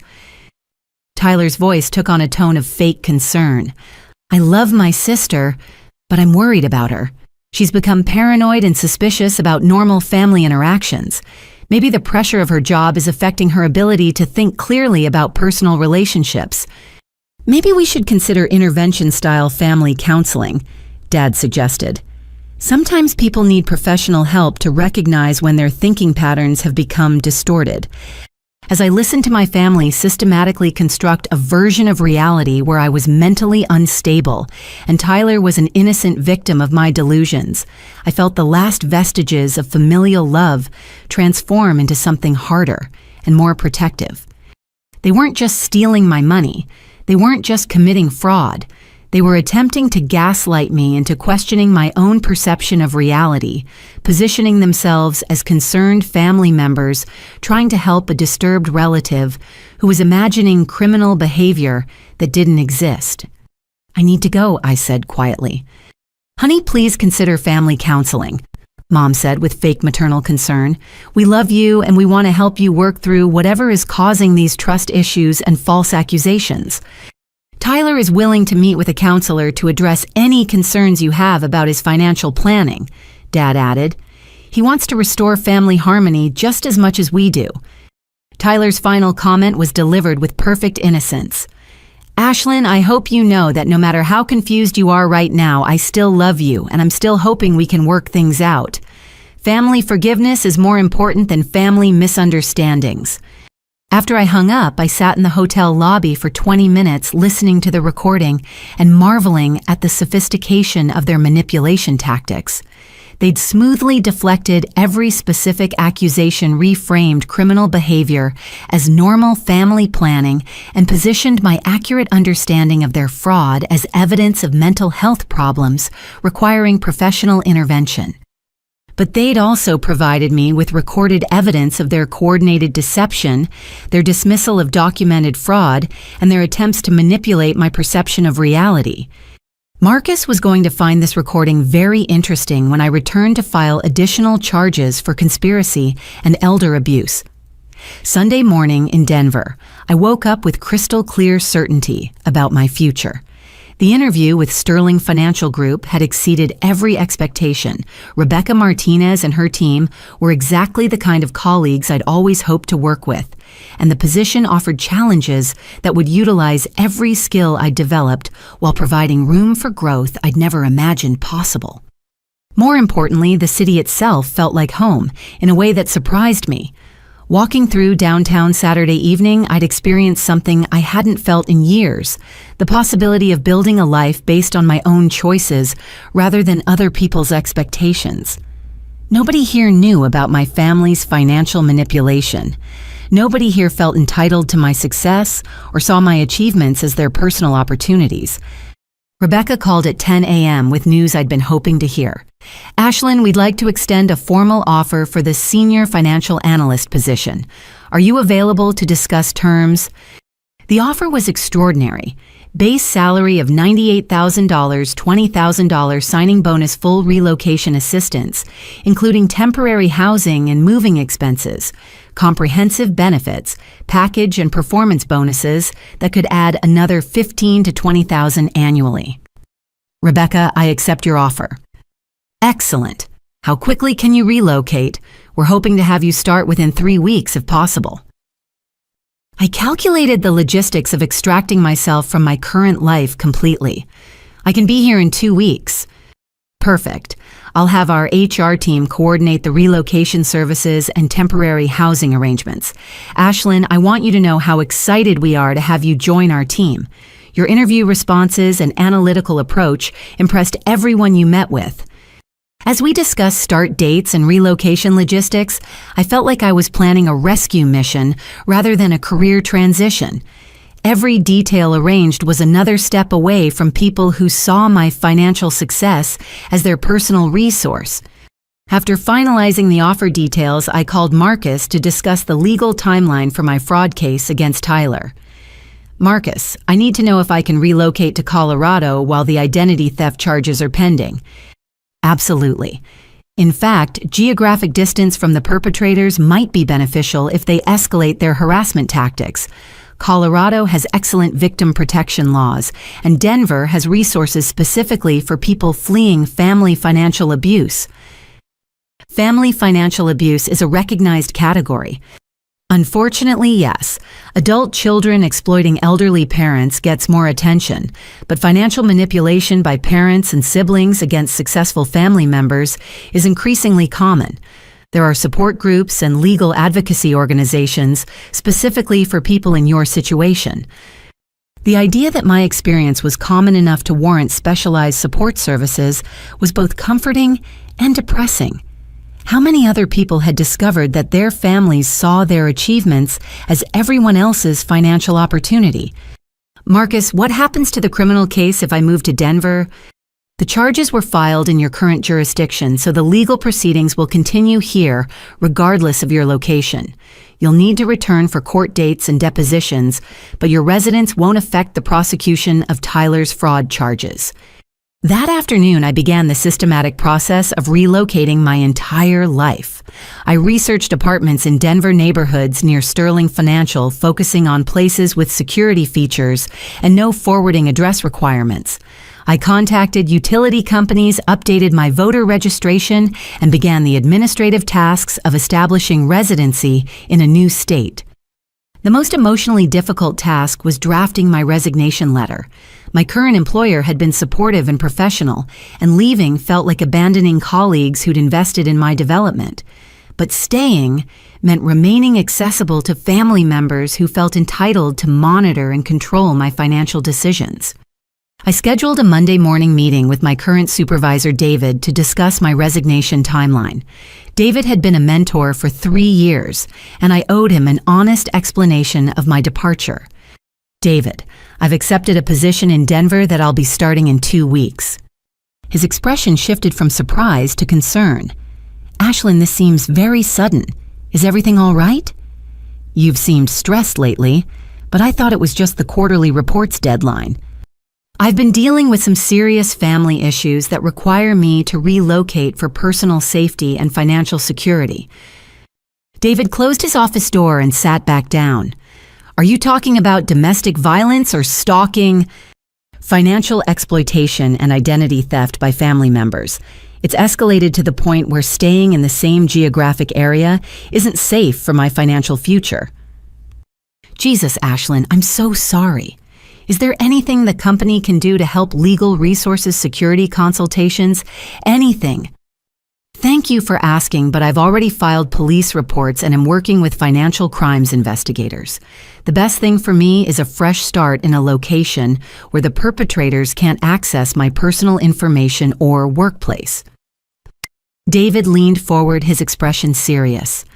Ashlyn, you've been one of our most valuable analysts for 3 years. Losing you is a significant loss for the team. But if you need to relocate for safety reasons, I want to make sure you have the best possible references and support. David, would you be willing to serve as a professional reference who can speak to my analytical skills and work ethic without providing any personal information about my current location or new employer? Of course. And Ashlyn, if you ever need anything professional, references, career advice, or just someone who knew you before this family crisis, please don't hesitate to contact me. The kindness and professionalism of David's response highlighted how differently workplace relationships functioned compared to family relationships. David saw my success as something that benefited our team and company, not as something he was entitled to exploit for personal gain. That evening, I called Emma to let her know about my relocation plans. She answered immediately, and I could hear the exhaustion in her voice. Ashlyn, I'm so glad you called. I've been trying to process everything that's happened, and I keep coming back to questions about what I should do about my engagement to Tyler. Emma, what does your gut tell you about building a life with someone who's been lying to you for months? My gut tells me to run as far away as possible, but my heart keeps hoping that maybe Tyler can change if he faces real consequences for his behavior. Emma, I'm moving to Denver in 2 weeks for a new job. I wanted you to know because I care about you, and I want you to understand that you're not alone in recognizing Tyler's deception. You're moving because of what Tyler did. I'm moving because I've realized that my family sees my success as their financial resource, and I need to build a life where my achievements belong to me. Tyler's fraud was just the catalyst that helped me see patterns that have existed for years. Emma was quiet for a long moment. Ashlyn, can I ask you something? Do you think I'm naive for having believed Tyler's lies for so long? Emma, you believed someone you loved who was deliberately deceiving you. That's not naive, that's what trust looks like in healthy relationships. Tyler exploited your trust and your love, which says something about his character, not yours. I keep thinking I should have seen the signs earlier. Emma, the signs were carefully hidden by someone who's had years of practice lying to people who love him. My parents have been covering for Tyler's deceptions since he was a teenager, so he's learned to be very convincing when he wants to avoid consequences. What should I do about the wedding? We've sent save-the-date cards, people have made travel plans, and I don't know how to explain to everyone that my fiancé has been unemployed and lying about everything. Emma, you tell them the truth. You explain that you discovered your partner was not the person he represented himself to be, and you made the difficult but necessary decision to end the engagement before making legal and financial commitments to someone who wasn't honest with you. Do you think that's the right decision? I think the right decision is whatever protects your emotional and financial future, but I can tell you that staying with someone who's proven they'll lie to you about fundamental aspects of their life is likely to result in more lies, more manipulation, and more situations where you question your own judgment. After we hung up, I felt a profound sadness for Emma, who was facing the same painful realization I'd experienced, that people we love and trust are capable of sustained, calculated deception when it serves their interests. But I also felt hope for both of us. Emma was asking the right questions and considering the difficult but necessary choice to prioritize her own well-being over Tyler's convenience. And I was 12 days away from starting a life where my success would be celebrated rather than exploited. Denver represented more than just geographic distance from financial manipulation.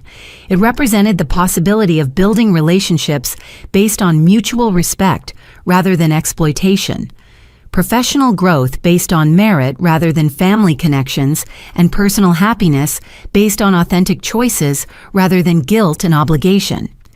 For the first time in years, I was excited about my future, instead of just protecting myself from my past. Monday evening, Tyler appeared at my apartment without warning or invitation, arriving as I was packing boxes for my impending move to Denver. When I opened the door, his expression was a mixture of desperation and rage that I'd never seen before, and his usual confident demeanor had been replaced by something that made me immediately step back and consider calling for help.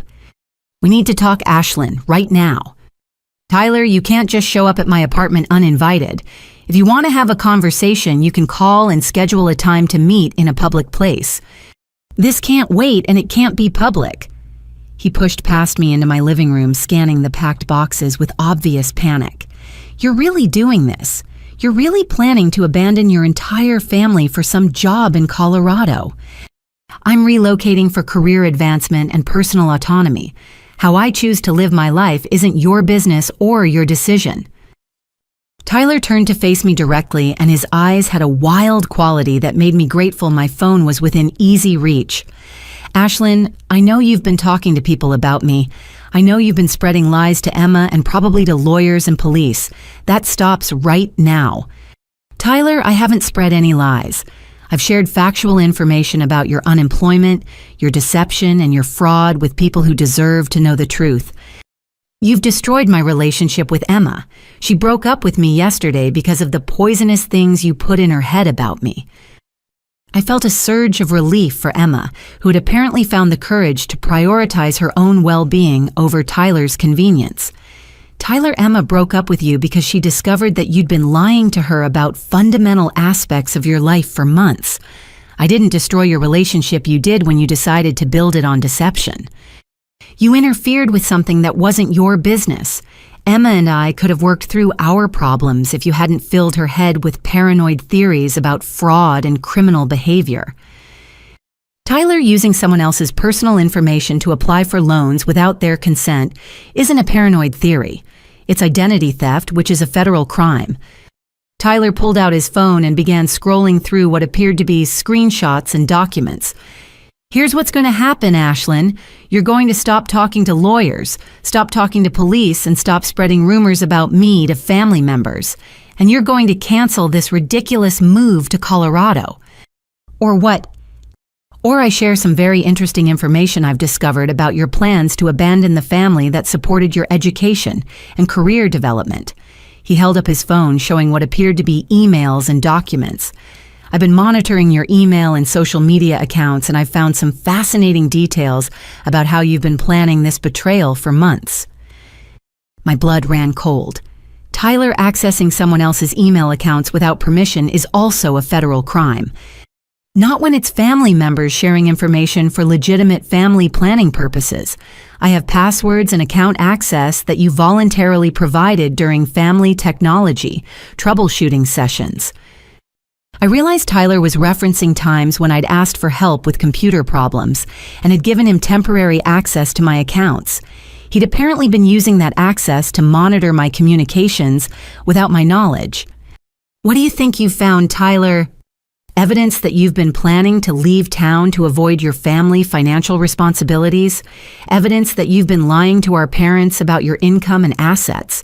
Evidence that you've been manipulating family members against me while pretending to be the victim of financial abuse." Tyler began reading from his phone. Email to Sterling Financial Group discussing relocation timeline and salary negotiations. Text messages with your financial advisor about hiding assets from family members. Internet searches for apartment rentals in Denver and legal advice about family financial obligations. Tyler, none of those communications contain anything illegal or inappropriate. I have every right to pursue job opportunities, relocate for career advancement, and protect my assets from unauthorized access. But they do show that you've been lying to our parents about your intentions and your financial situation. They show that you've been manipulating the narrative to make yourself look like a victim while planning to abandon family members who need your support. Tyler's confidence was returning as he outlined his blackmail strategy. Here's what's going to happen. You're going to call Rebecca Martinez and decline the Denver position. You're going to withdraw your police complaints about me. You're going to apologize to our parents for the stress and confusion you've caused. And you're going to commit to the family financial planning strategies we discussed. And if I don't, then I share all of this information with our extended family, your current employer, your new potential employer, and anyone else who might be interested in knowing how you've been manipulating family members and lying about financial abuse to cover your own selfish decisions. I stared at Tyler, marveling at his ability to reframe my self-protection as family betrayal while positioning his criminal behavior as legitimate family planning. Tyler, do you understand that you're currently committing extortion, which is also a federal crime?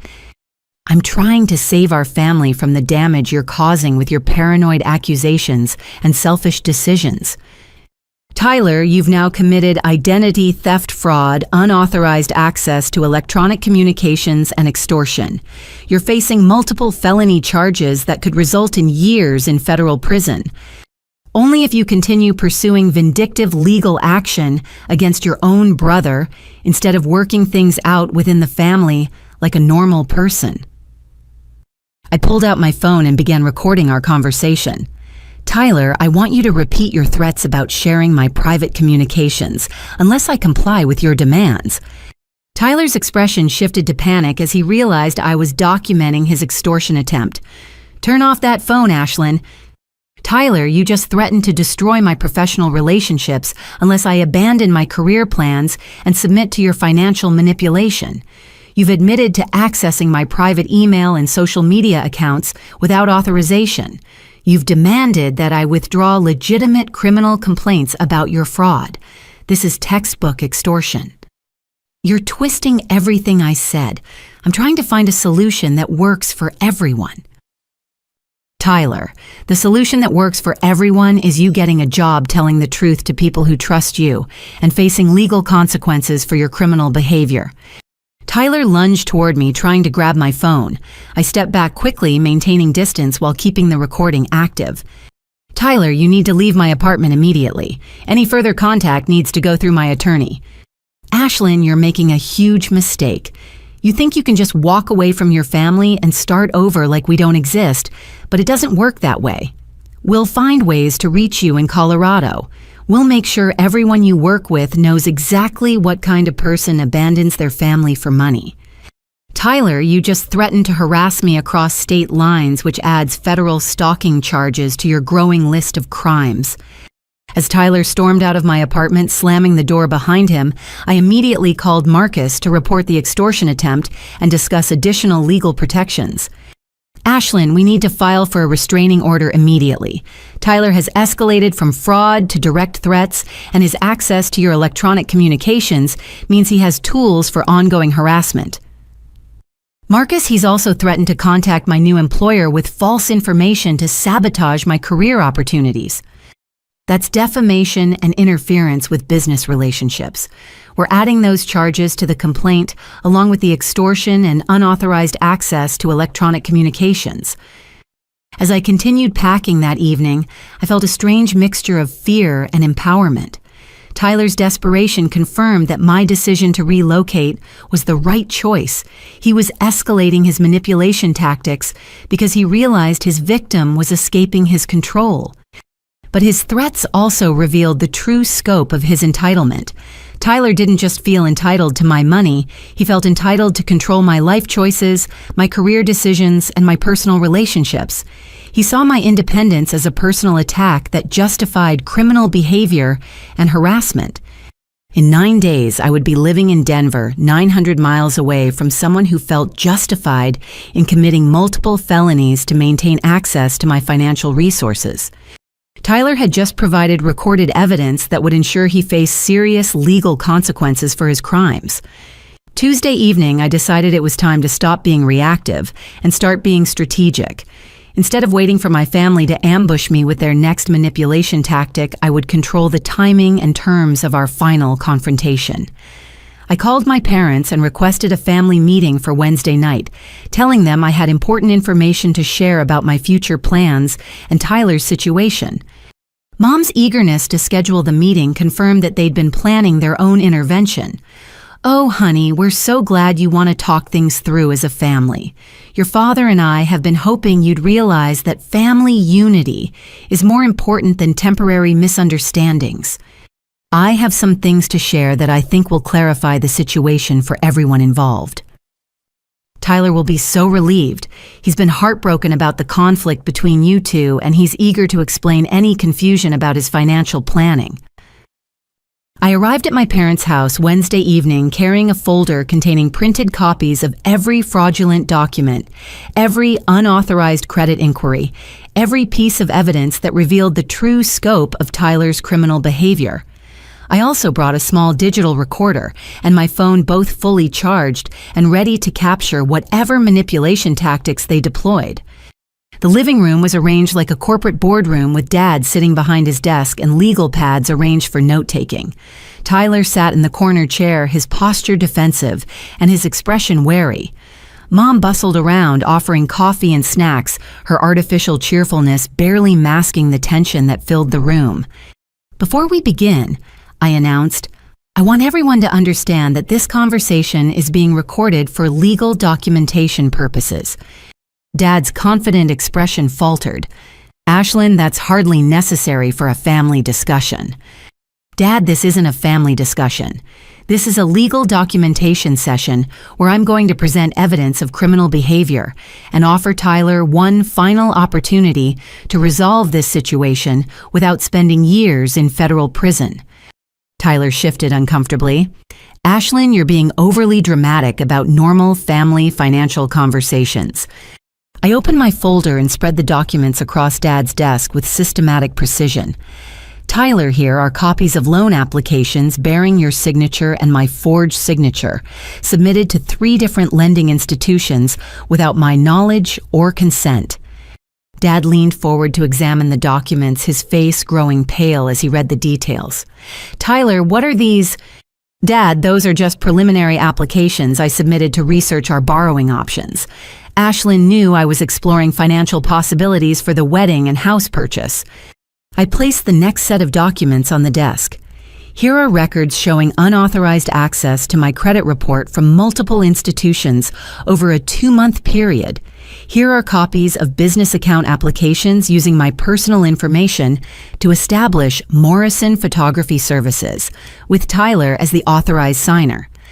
Mom's coffee cup rattled against its saucer as she set it down. "Tyler, honey, you didn't tell us about business account applications." "Mom, I was trying to establish proper business banking to formalize my photography income. Using family references for account setup is completely normal." I pulled out the employment verification request from my HR department. "Here's documentation that Tyler's loan applications triggered employment verification requests to my workplace. My employer nearly released confidential salary information to lending institutions for loans I never applied for." Dad's expression was shifting from confusion to alarm as the scope of Tyler's deception became clear. "Son, did you really use your sister's employment information without her permission?" "Dad, I used publicly available information for legitimate financial planning purposes. Ashlyn is exaggerating the significance of standard loan application procedures." I placed the final set of documents on the desk screenshots of Tyler's credit report, showing 6 months of unemployment records, of his firing for theft from his previous employer, and evidence of significant credit card debt he'd been hiding from everyone. Here's Tyler's actual employment and financial situation. He was fired from his last job for stealing money from the register. He's been unemployed for 6 months, not building his photography business. He has $17,000 in credit card debt and no legitimate income source. The silence that followed was deafening. Mom stared at the documents with growing horror while Dad's face flushed red with embarrassment and anger. "Tyler," Dad said quietly, "is this information accurate?" Tyler's confident facade finally crumbled completely. Dad, the employment situation has been challenging, but I've been working towards solutions. The photography business is growing slowly, and I needed some bridge financing to get established properly. Tyler, bridge financing doesn't require forging your sister's signature on loan applications. Mom said, her voice barely above a whisper.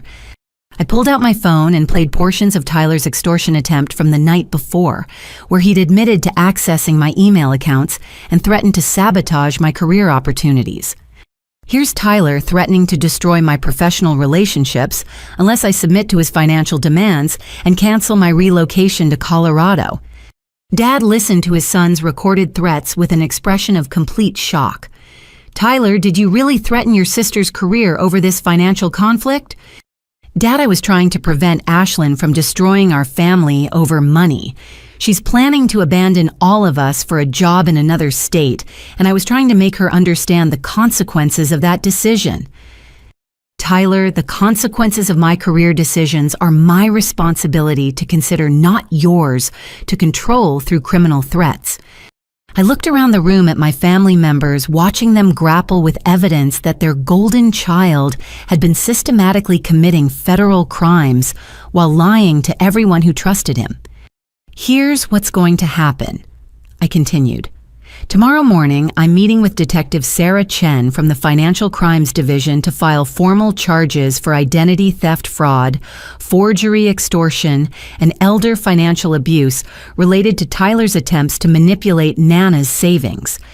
Tyler shot to his feet. Ashlyn, you can't report your own brother to the police over family financial disagreements. Tyler, these aren't family financial disagreements. These are serious crimes that could have destroyed my credit, my career, and my financial future. You've also put Nana's retirement security at risk with your lies about needing money for house purchases. Mom began crying softly. How did this happen? How did our family get to the point where we're talking about police and criminal charges? Mom, this happened because Tyler learned that he could avoid consequences for his choices by manipulating family members who love him. You and Dad have been covering for his lies and failures for years, teaching him that family loyalty means protecting him from the results of his own behavior. Dad cleared his throat, his voice heavy with defeat. Ashlyn, is there any way to resolve this without involving law enforcement? Tyler is still our son, and criminal charges would destroy his future.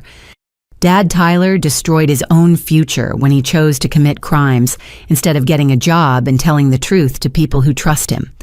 My choice is whether to be complicit in covering up his crimes or to protect myself and other potential victims from further exploitation. Tyler fell back into his chair, finally understanding that his manipulation tactics had failed and his criminal behavior would have consequences. What do you want from me, Ashlyn? I want you to contact every vendor you signed contracts with using my name and explain that you committed fraud. I want you to withdraw every loan application that includes my information. I want you to admit to Emma that you've been lying to her about your employment and financial situation.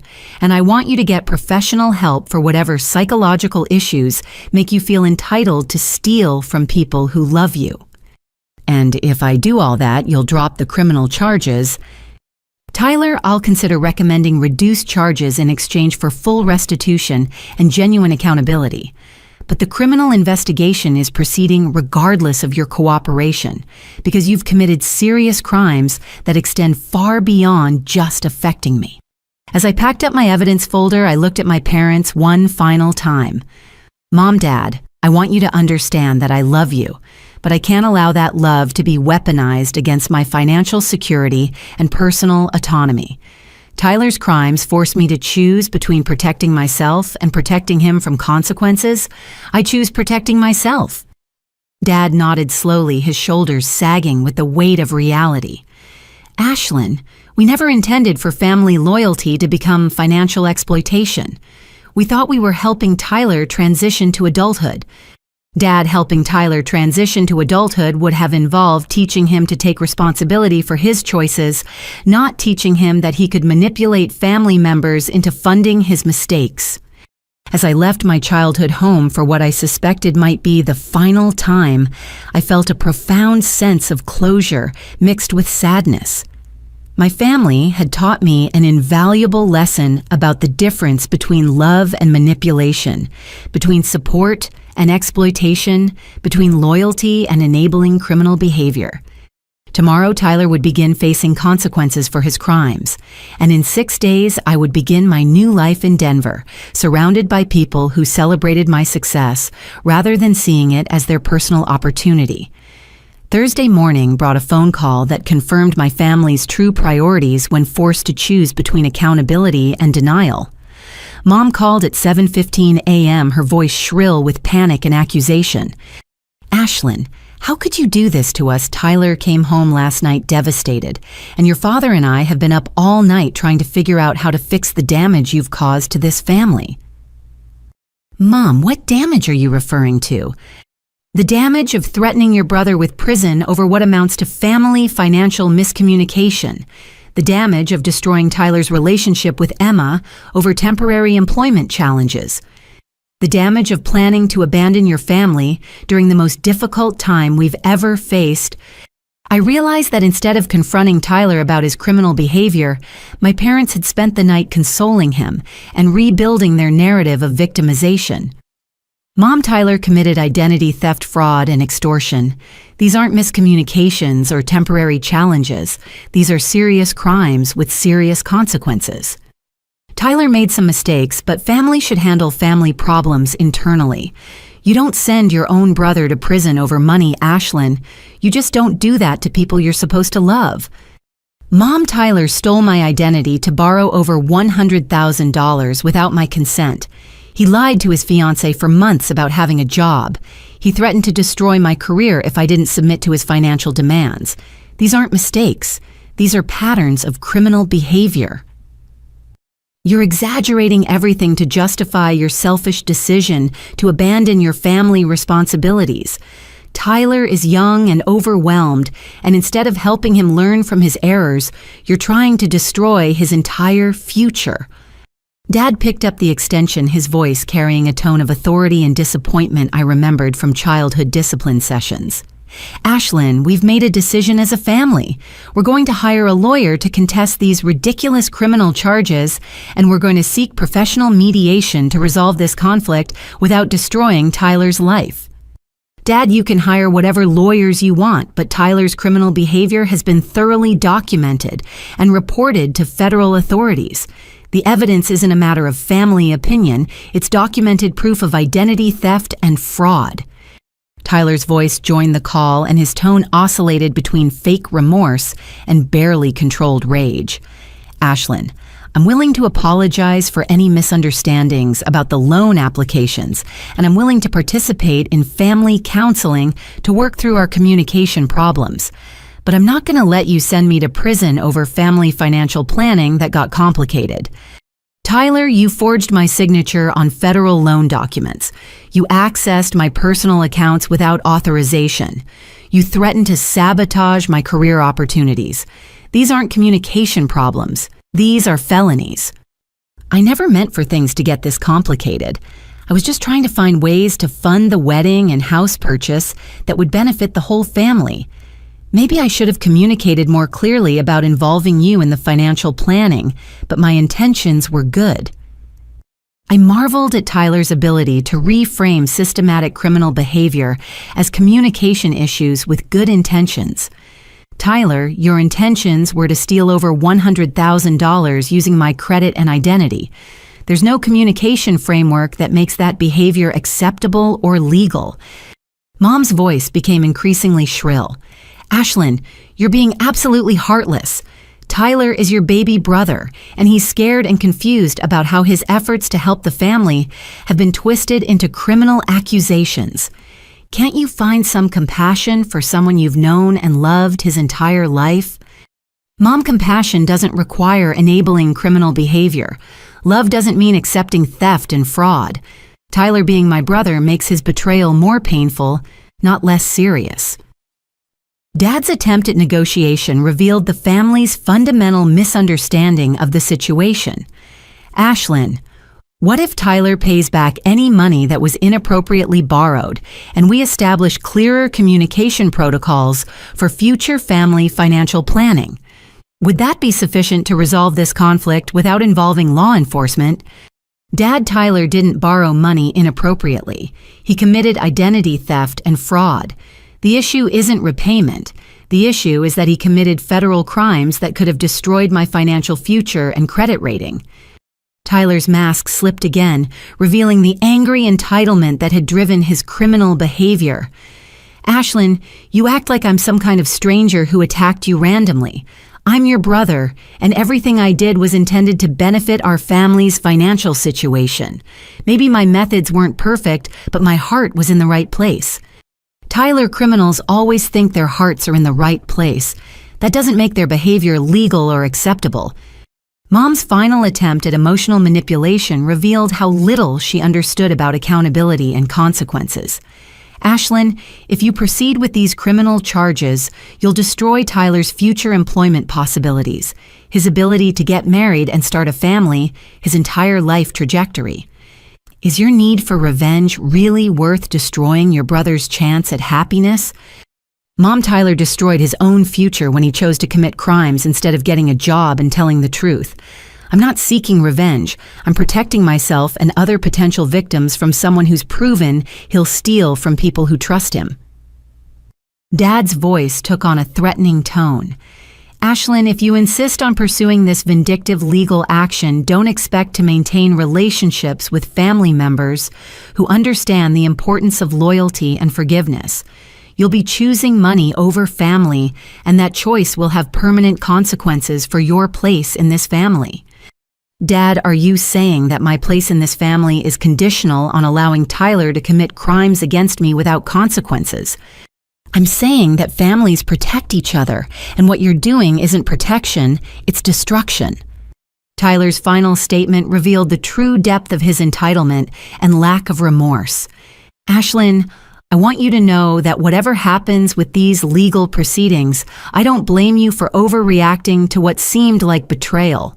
You're my sister, and I love you, and I hope someday you'll understand that everything I did was motivated by family love and financial necessity. After hanging up, I sat in my nearly empty apartment surrounded by boxes packed for my move to Denver and felt a profound sense of clarity about my decision to relocate. My family had chosen to protect Tyler's criminal behavior rather than acknowledge its seriousness. They'd chosen denial over accountability, enabling over consequences, and Tyler's convenience over my safety. That afternoon, I met with Detective Chen to provide the complete documentation of Tyler's crimes and my family's attempts to pressure me into dropping the charges. Detective Chen's response validated everything I'd experienced. Ms. Morrison family financial exploitation cases often involve exactly this kind of pressure, where relatives try to convince victims that love requires accepting criminal behavior. Your family's reaction is unfortunately typical. They're more concerned with protecting the perpetrator from consequences than protecting you from further victimization. Detective Chen, will their attempts to pressure me into dropping charges affect the prosecution? Actually, their pressure tactics strengthen the case because they demonstrate consciousness of guilt. If Tyler's behavior was genuinely innocent, family financial planning, they wouldn't need to pressure you into silence. As I finalized the criminal complaints against Tyler, I realized that my family's meltdown had provided the clarity I needed to move forward without guilt or second guessing. They'd shown me exactly who they were when forced to choose between protecting a criminal and supporting a victim. In 3 days, I would be living in Denver, beginning a life where my success would be celebrated rather than stolen, where my achievements would belong to me rather than being seen as everyone else's financial opportunity. Tyler would face federal charges for his crimes. My parents would face the consequences of choosing enabling over accountability. And I would finally be free to build a life based on my own choices rather than other people's entitlement. Friday morning arrived with the surreal calm that follows a storm.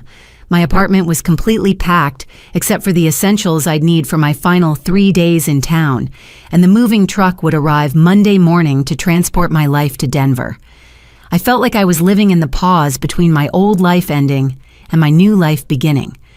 At 8 a.m. sharp, the movers arrived to load everything except my suitcases and the documents I'd need for my Tuesday start date at Sterling Financial.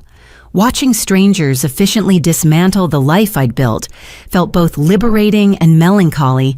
Every piece of furniture loaded onto the truck was another connection, severed to the place where my family had systematically planned to exploit my success. I deliberately not told my family about the exact timing of my departure, but somehow Tyler appeared in my apartment parking lot as the movers were finishing. He stood next to his car, not approaching, but making his presence known in a way that felt like a final attempt at intimidation. I walked over to him, my phone recording our conversation and my car keys ready for a quick departure if his behavior escalated. "Tyler, you need to leave. Any communication needs to go through my attorney." "Ashlyn, I just wanted to see for myself if you were really going through with abandoning everything we've built as a family." "Tyler, you destroyed what we'd built as a family when you decided to commit crimes against me. I'm not abandoning anything. I'm protecting myself from people who feel entitled to steal from me." Tyler's expression cycled through anger, desperation, and something that might have been genuine remorse. "You know what the worst part of this is? I actually convinced myself that I was helping our family by finding ways to access resources that were just sitting in your accounts unused. I told myself that successful family members have obligations to struggling family members. Tyler's successful family members have opportunities to help struggling family members. They don't have obligations to fund other people's lies and criminal behavior. I know I messed up, Ashlyn. I know I made terrible decisions and hurt people I love. But did it really have to come to police and lawyers and moving 900 miles away? Couldn't we have found a way to work through this as family?" I studied Tyler's face, looking for signs that his remorse was genuine, rather than just another manipulation tactic designed to make me feel guilty for protecting myself. "Tyler, working through this as family would have required you to take full responsibility for your crimes, make complete restitution to everyone you've harmed, and demonstrate genuine change over time. Instead, you've spent the week denying your criminal behavior, blaming me for overreacting and recruiting family members to pressure me into accepting your theft. Maybe I handled the aftermath badly, but that doesn't mean the original situation couldn't have been resolved without destroying our relationship. Tyler, you destroyed our relationship when you decided to steal from me. Everything that's happened since then has been consequences of that choice." Tyler leaned against his car, and for the first time in our confrontations, his posture suggested genuine defeat rather than strategic manipulation. "Emma won't take my calls. Mom and Dad are scared about legal fees and what this will do to their reputation in the community.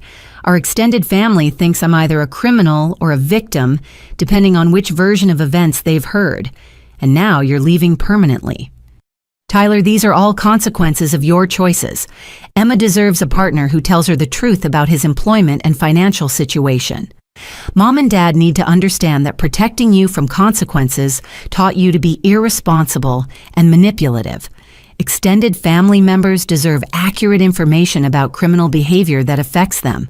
And I deserve to build a life where my success isn't seen as everyone else's opportunity." "What happens now, Ashlyn? Do we just never see each other again? Do you just write off your entire family and start over like we never existed?" I considered his question, carefully recognizing that my answer would define the boundaries for any potential future relationship. "Tyler, that depends entirely on whether you're capable of genuine change and whether you're willing to accept full responsibility for your actions without expecting me to minimize their seriousness or pretend they didn't happen." What would genuine change look like? It would look like you getting a job and keeping it consistently. It would look like you telling the truth to people who trust you even when the truth is inconvenient. It would look like you accepting legal consequences for your crimes without blaming me for reporting them. It would look like you developing empathy for the people you've harmed instead of focusing on how your consequences affect you.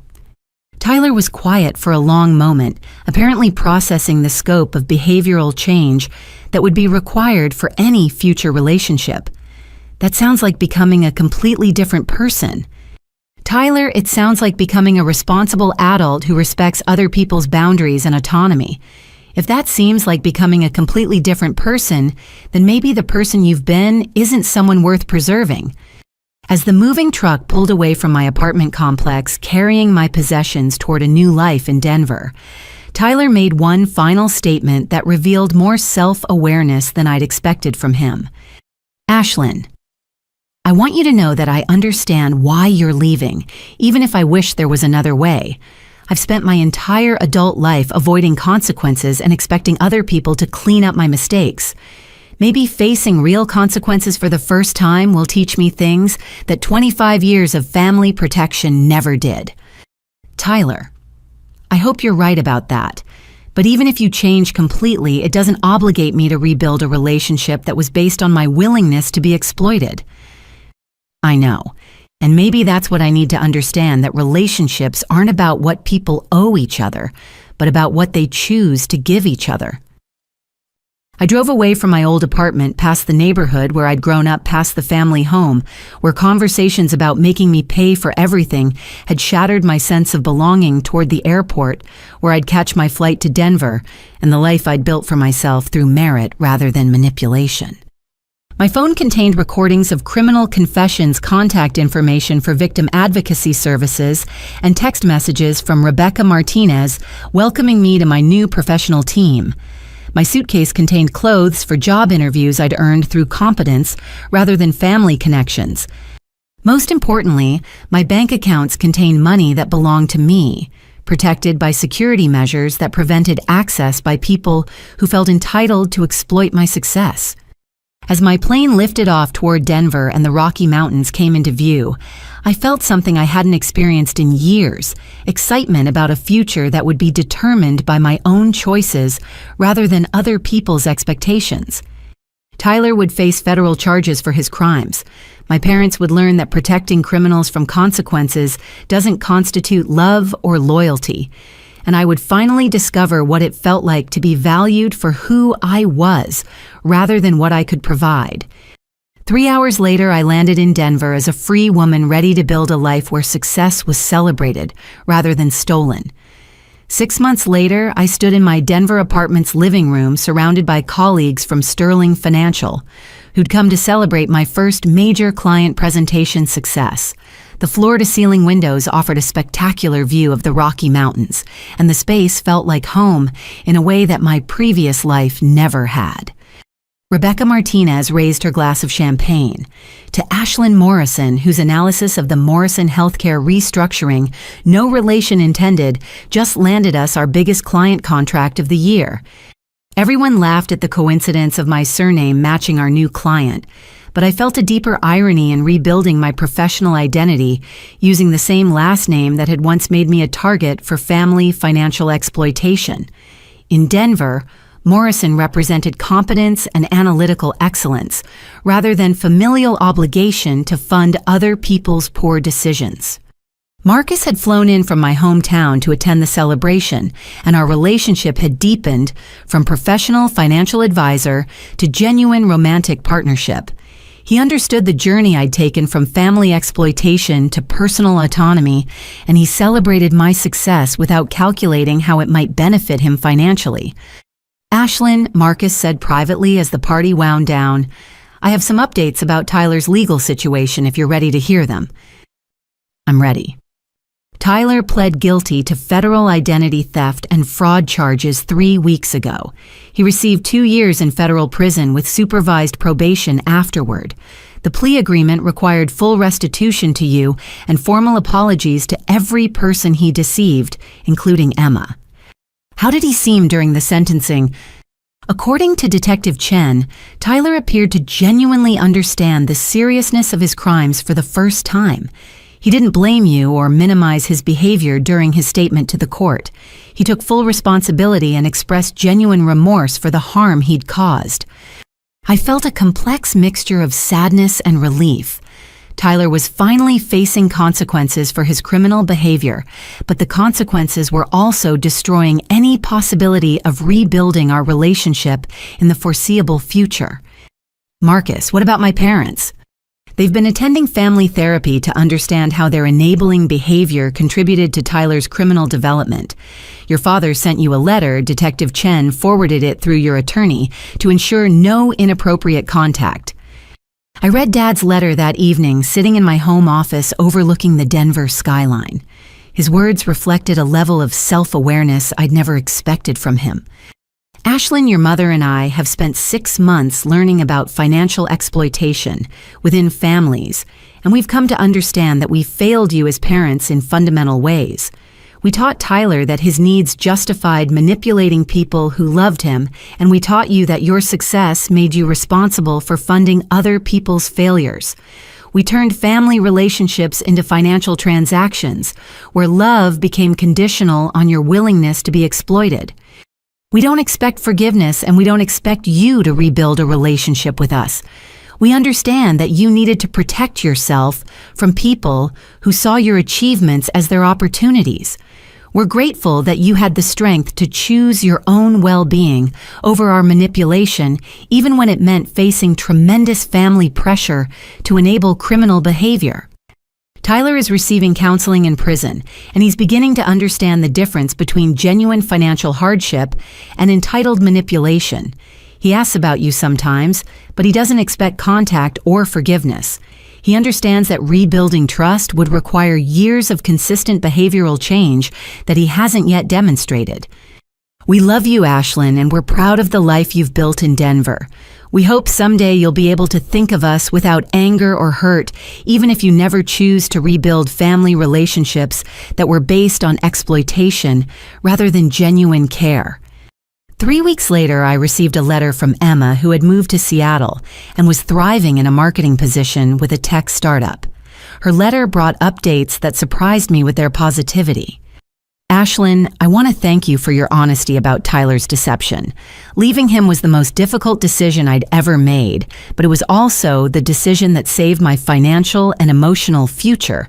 I've learned that healthy relationships are built on truth rather than fantasy, and I'm grateful you helped me understand that love doesn't require accepting lies. I've been dating someone wonderful, a software engineer named David, who values honesty and shares financial responsibilities equitably. We're planning a simple wedding next spring that we're paying for ourselves, and I finally understand what it feels like to build a life with someone who sees my happiness as more important than his convenience. Tyler has written to apologize for his deception, and his letters suggest genuine remorse and personal growth. I don't plan to maintain contact with him, but I hope prison counseling helps him become someone capable of honest relationships in the future. On a snowy Sunday in February, exactly 1 year after I'd overheard that devastating conversation about making me pay for everything, I sat in a Denver coffee shop, video chatting with my maternal grandmother, Nana, who had become my strongest family supporter. Ashlyn, honey, I want to apologize again for almost giving your parents money for Tyler's house down payment. I should have talked to you directly instead of believing their version of family financial planning. Nana, you were manipulated by people who had practiced lying to family members they were supposed to protect. That's not your fault. I've learned a lot this year about financial exploitation within families, and I've changed my banking to prevent anyone from pressuring me into financial decisions. I've also been talking to other elderly friends about protecting themselves from family members who see their savings as family resources. Nana, I'm proud of you for recognizing manipulation tactics and protecting yourself. Ashlyn, I want you to know that I see what you've accomplished in Denver, and I'm amazed by your strength and independence. You built a life based on your own merit and choices, and that's exactly what young people should do. That evening, as I prepared my presentation for the following day's board meeting, my phone buzzed with a text from an unknown number. Ashlyn, this is Tyler. I'm not supposed to contact you directly, but I wanted you to know that I understand now why you had to leave and report my crimes. Prison counseling has helped me recognize that I felt entitled to other people's money and success because I'd never learned to create my own. I don't expect forgiveness or contact, but I want you to know that your decision to protect yourself forced me to face reality for the first time in my life.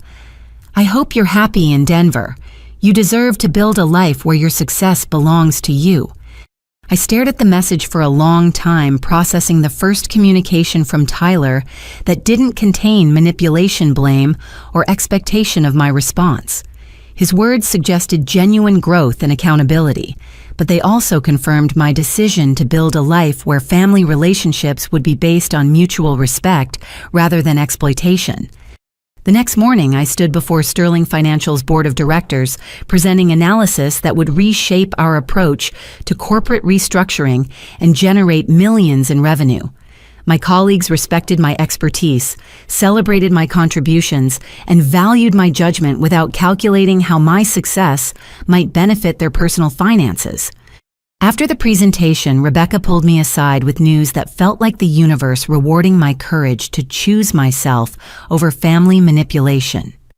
Ashlyn, the board, was so impressed with your analysis that they're creating a new senior director position specifically for you. The promotion comes with a $40,000 salary increase and leadership of our new corporate restructuring division. That evening, I called Marcus to share the news, then sat on my apartment balcony watching the sunset paint the mountains in brilliant colors. My phone contained congratulatory messages from colleagues who celebrated my achievements without strings attached.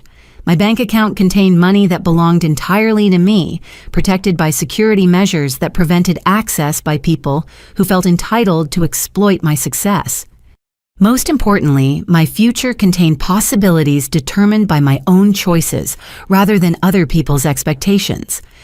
I'd learned that true family supports your growth rather than exploiting your success, that love isn't transactional, and that protecting yourself from financial and emotional manipulation isn't selfish.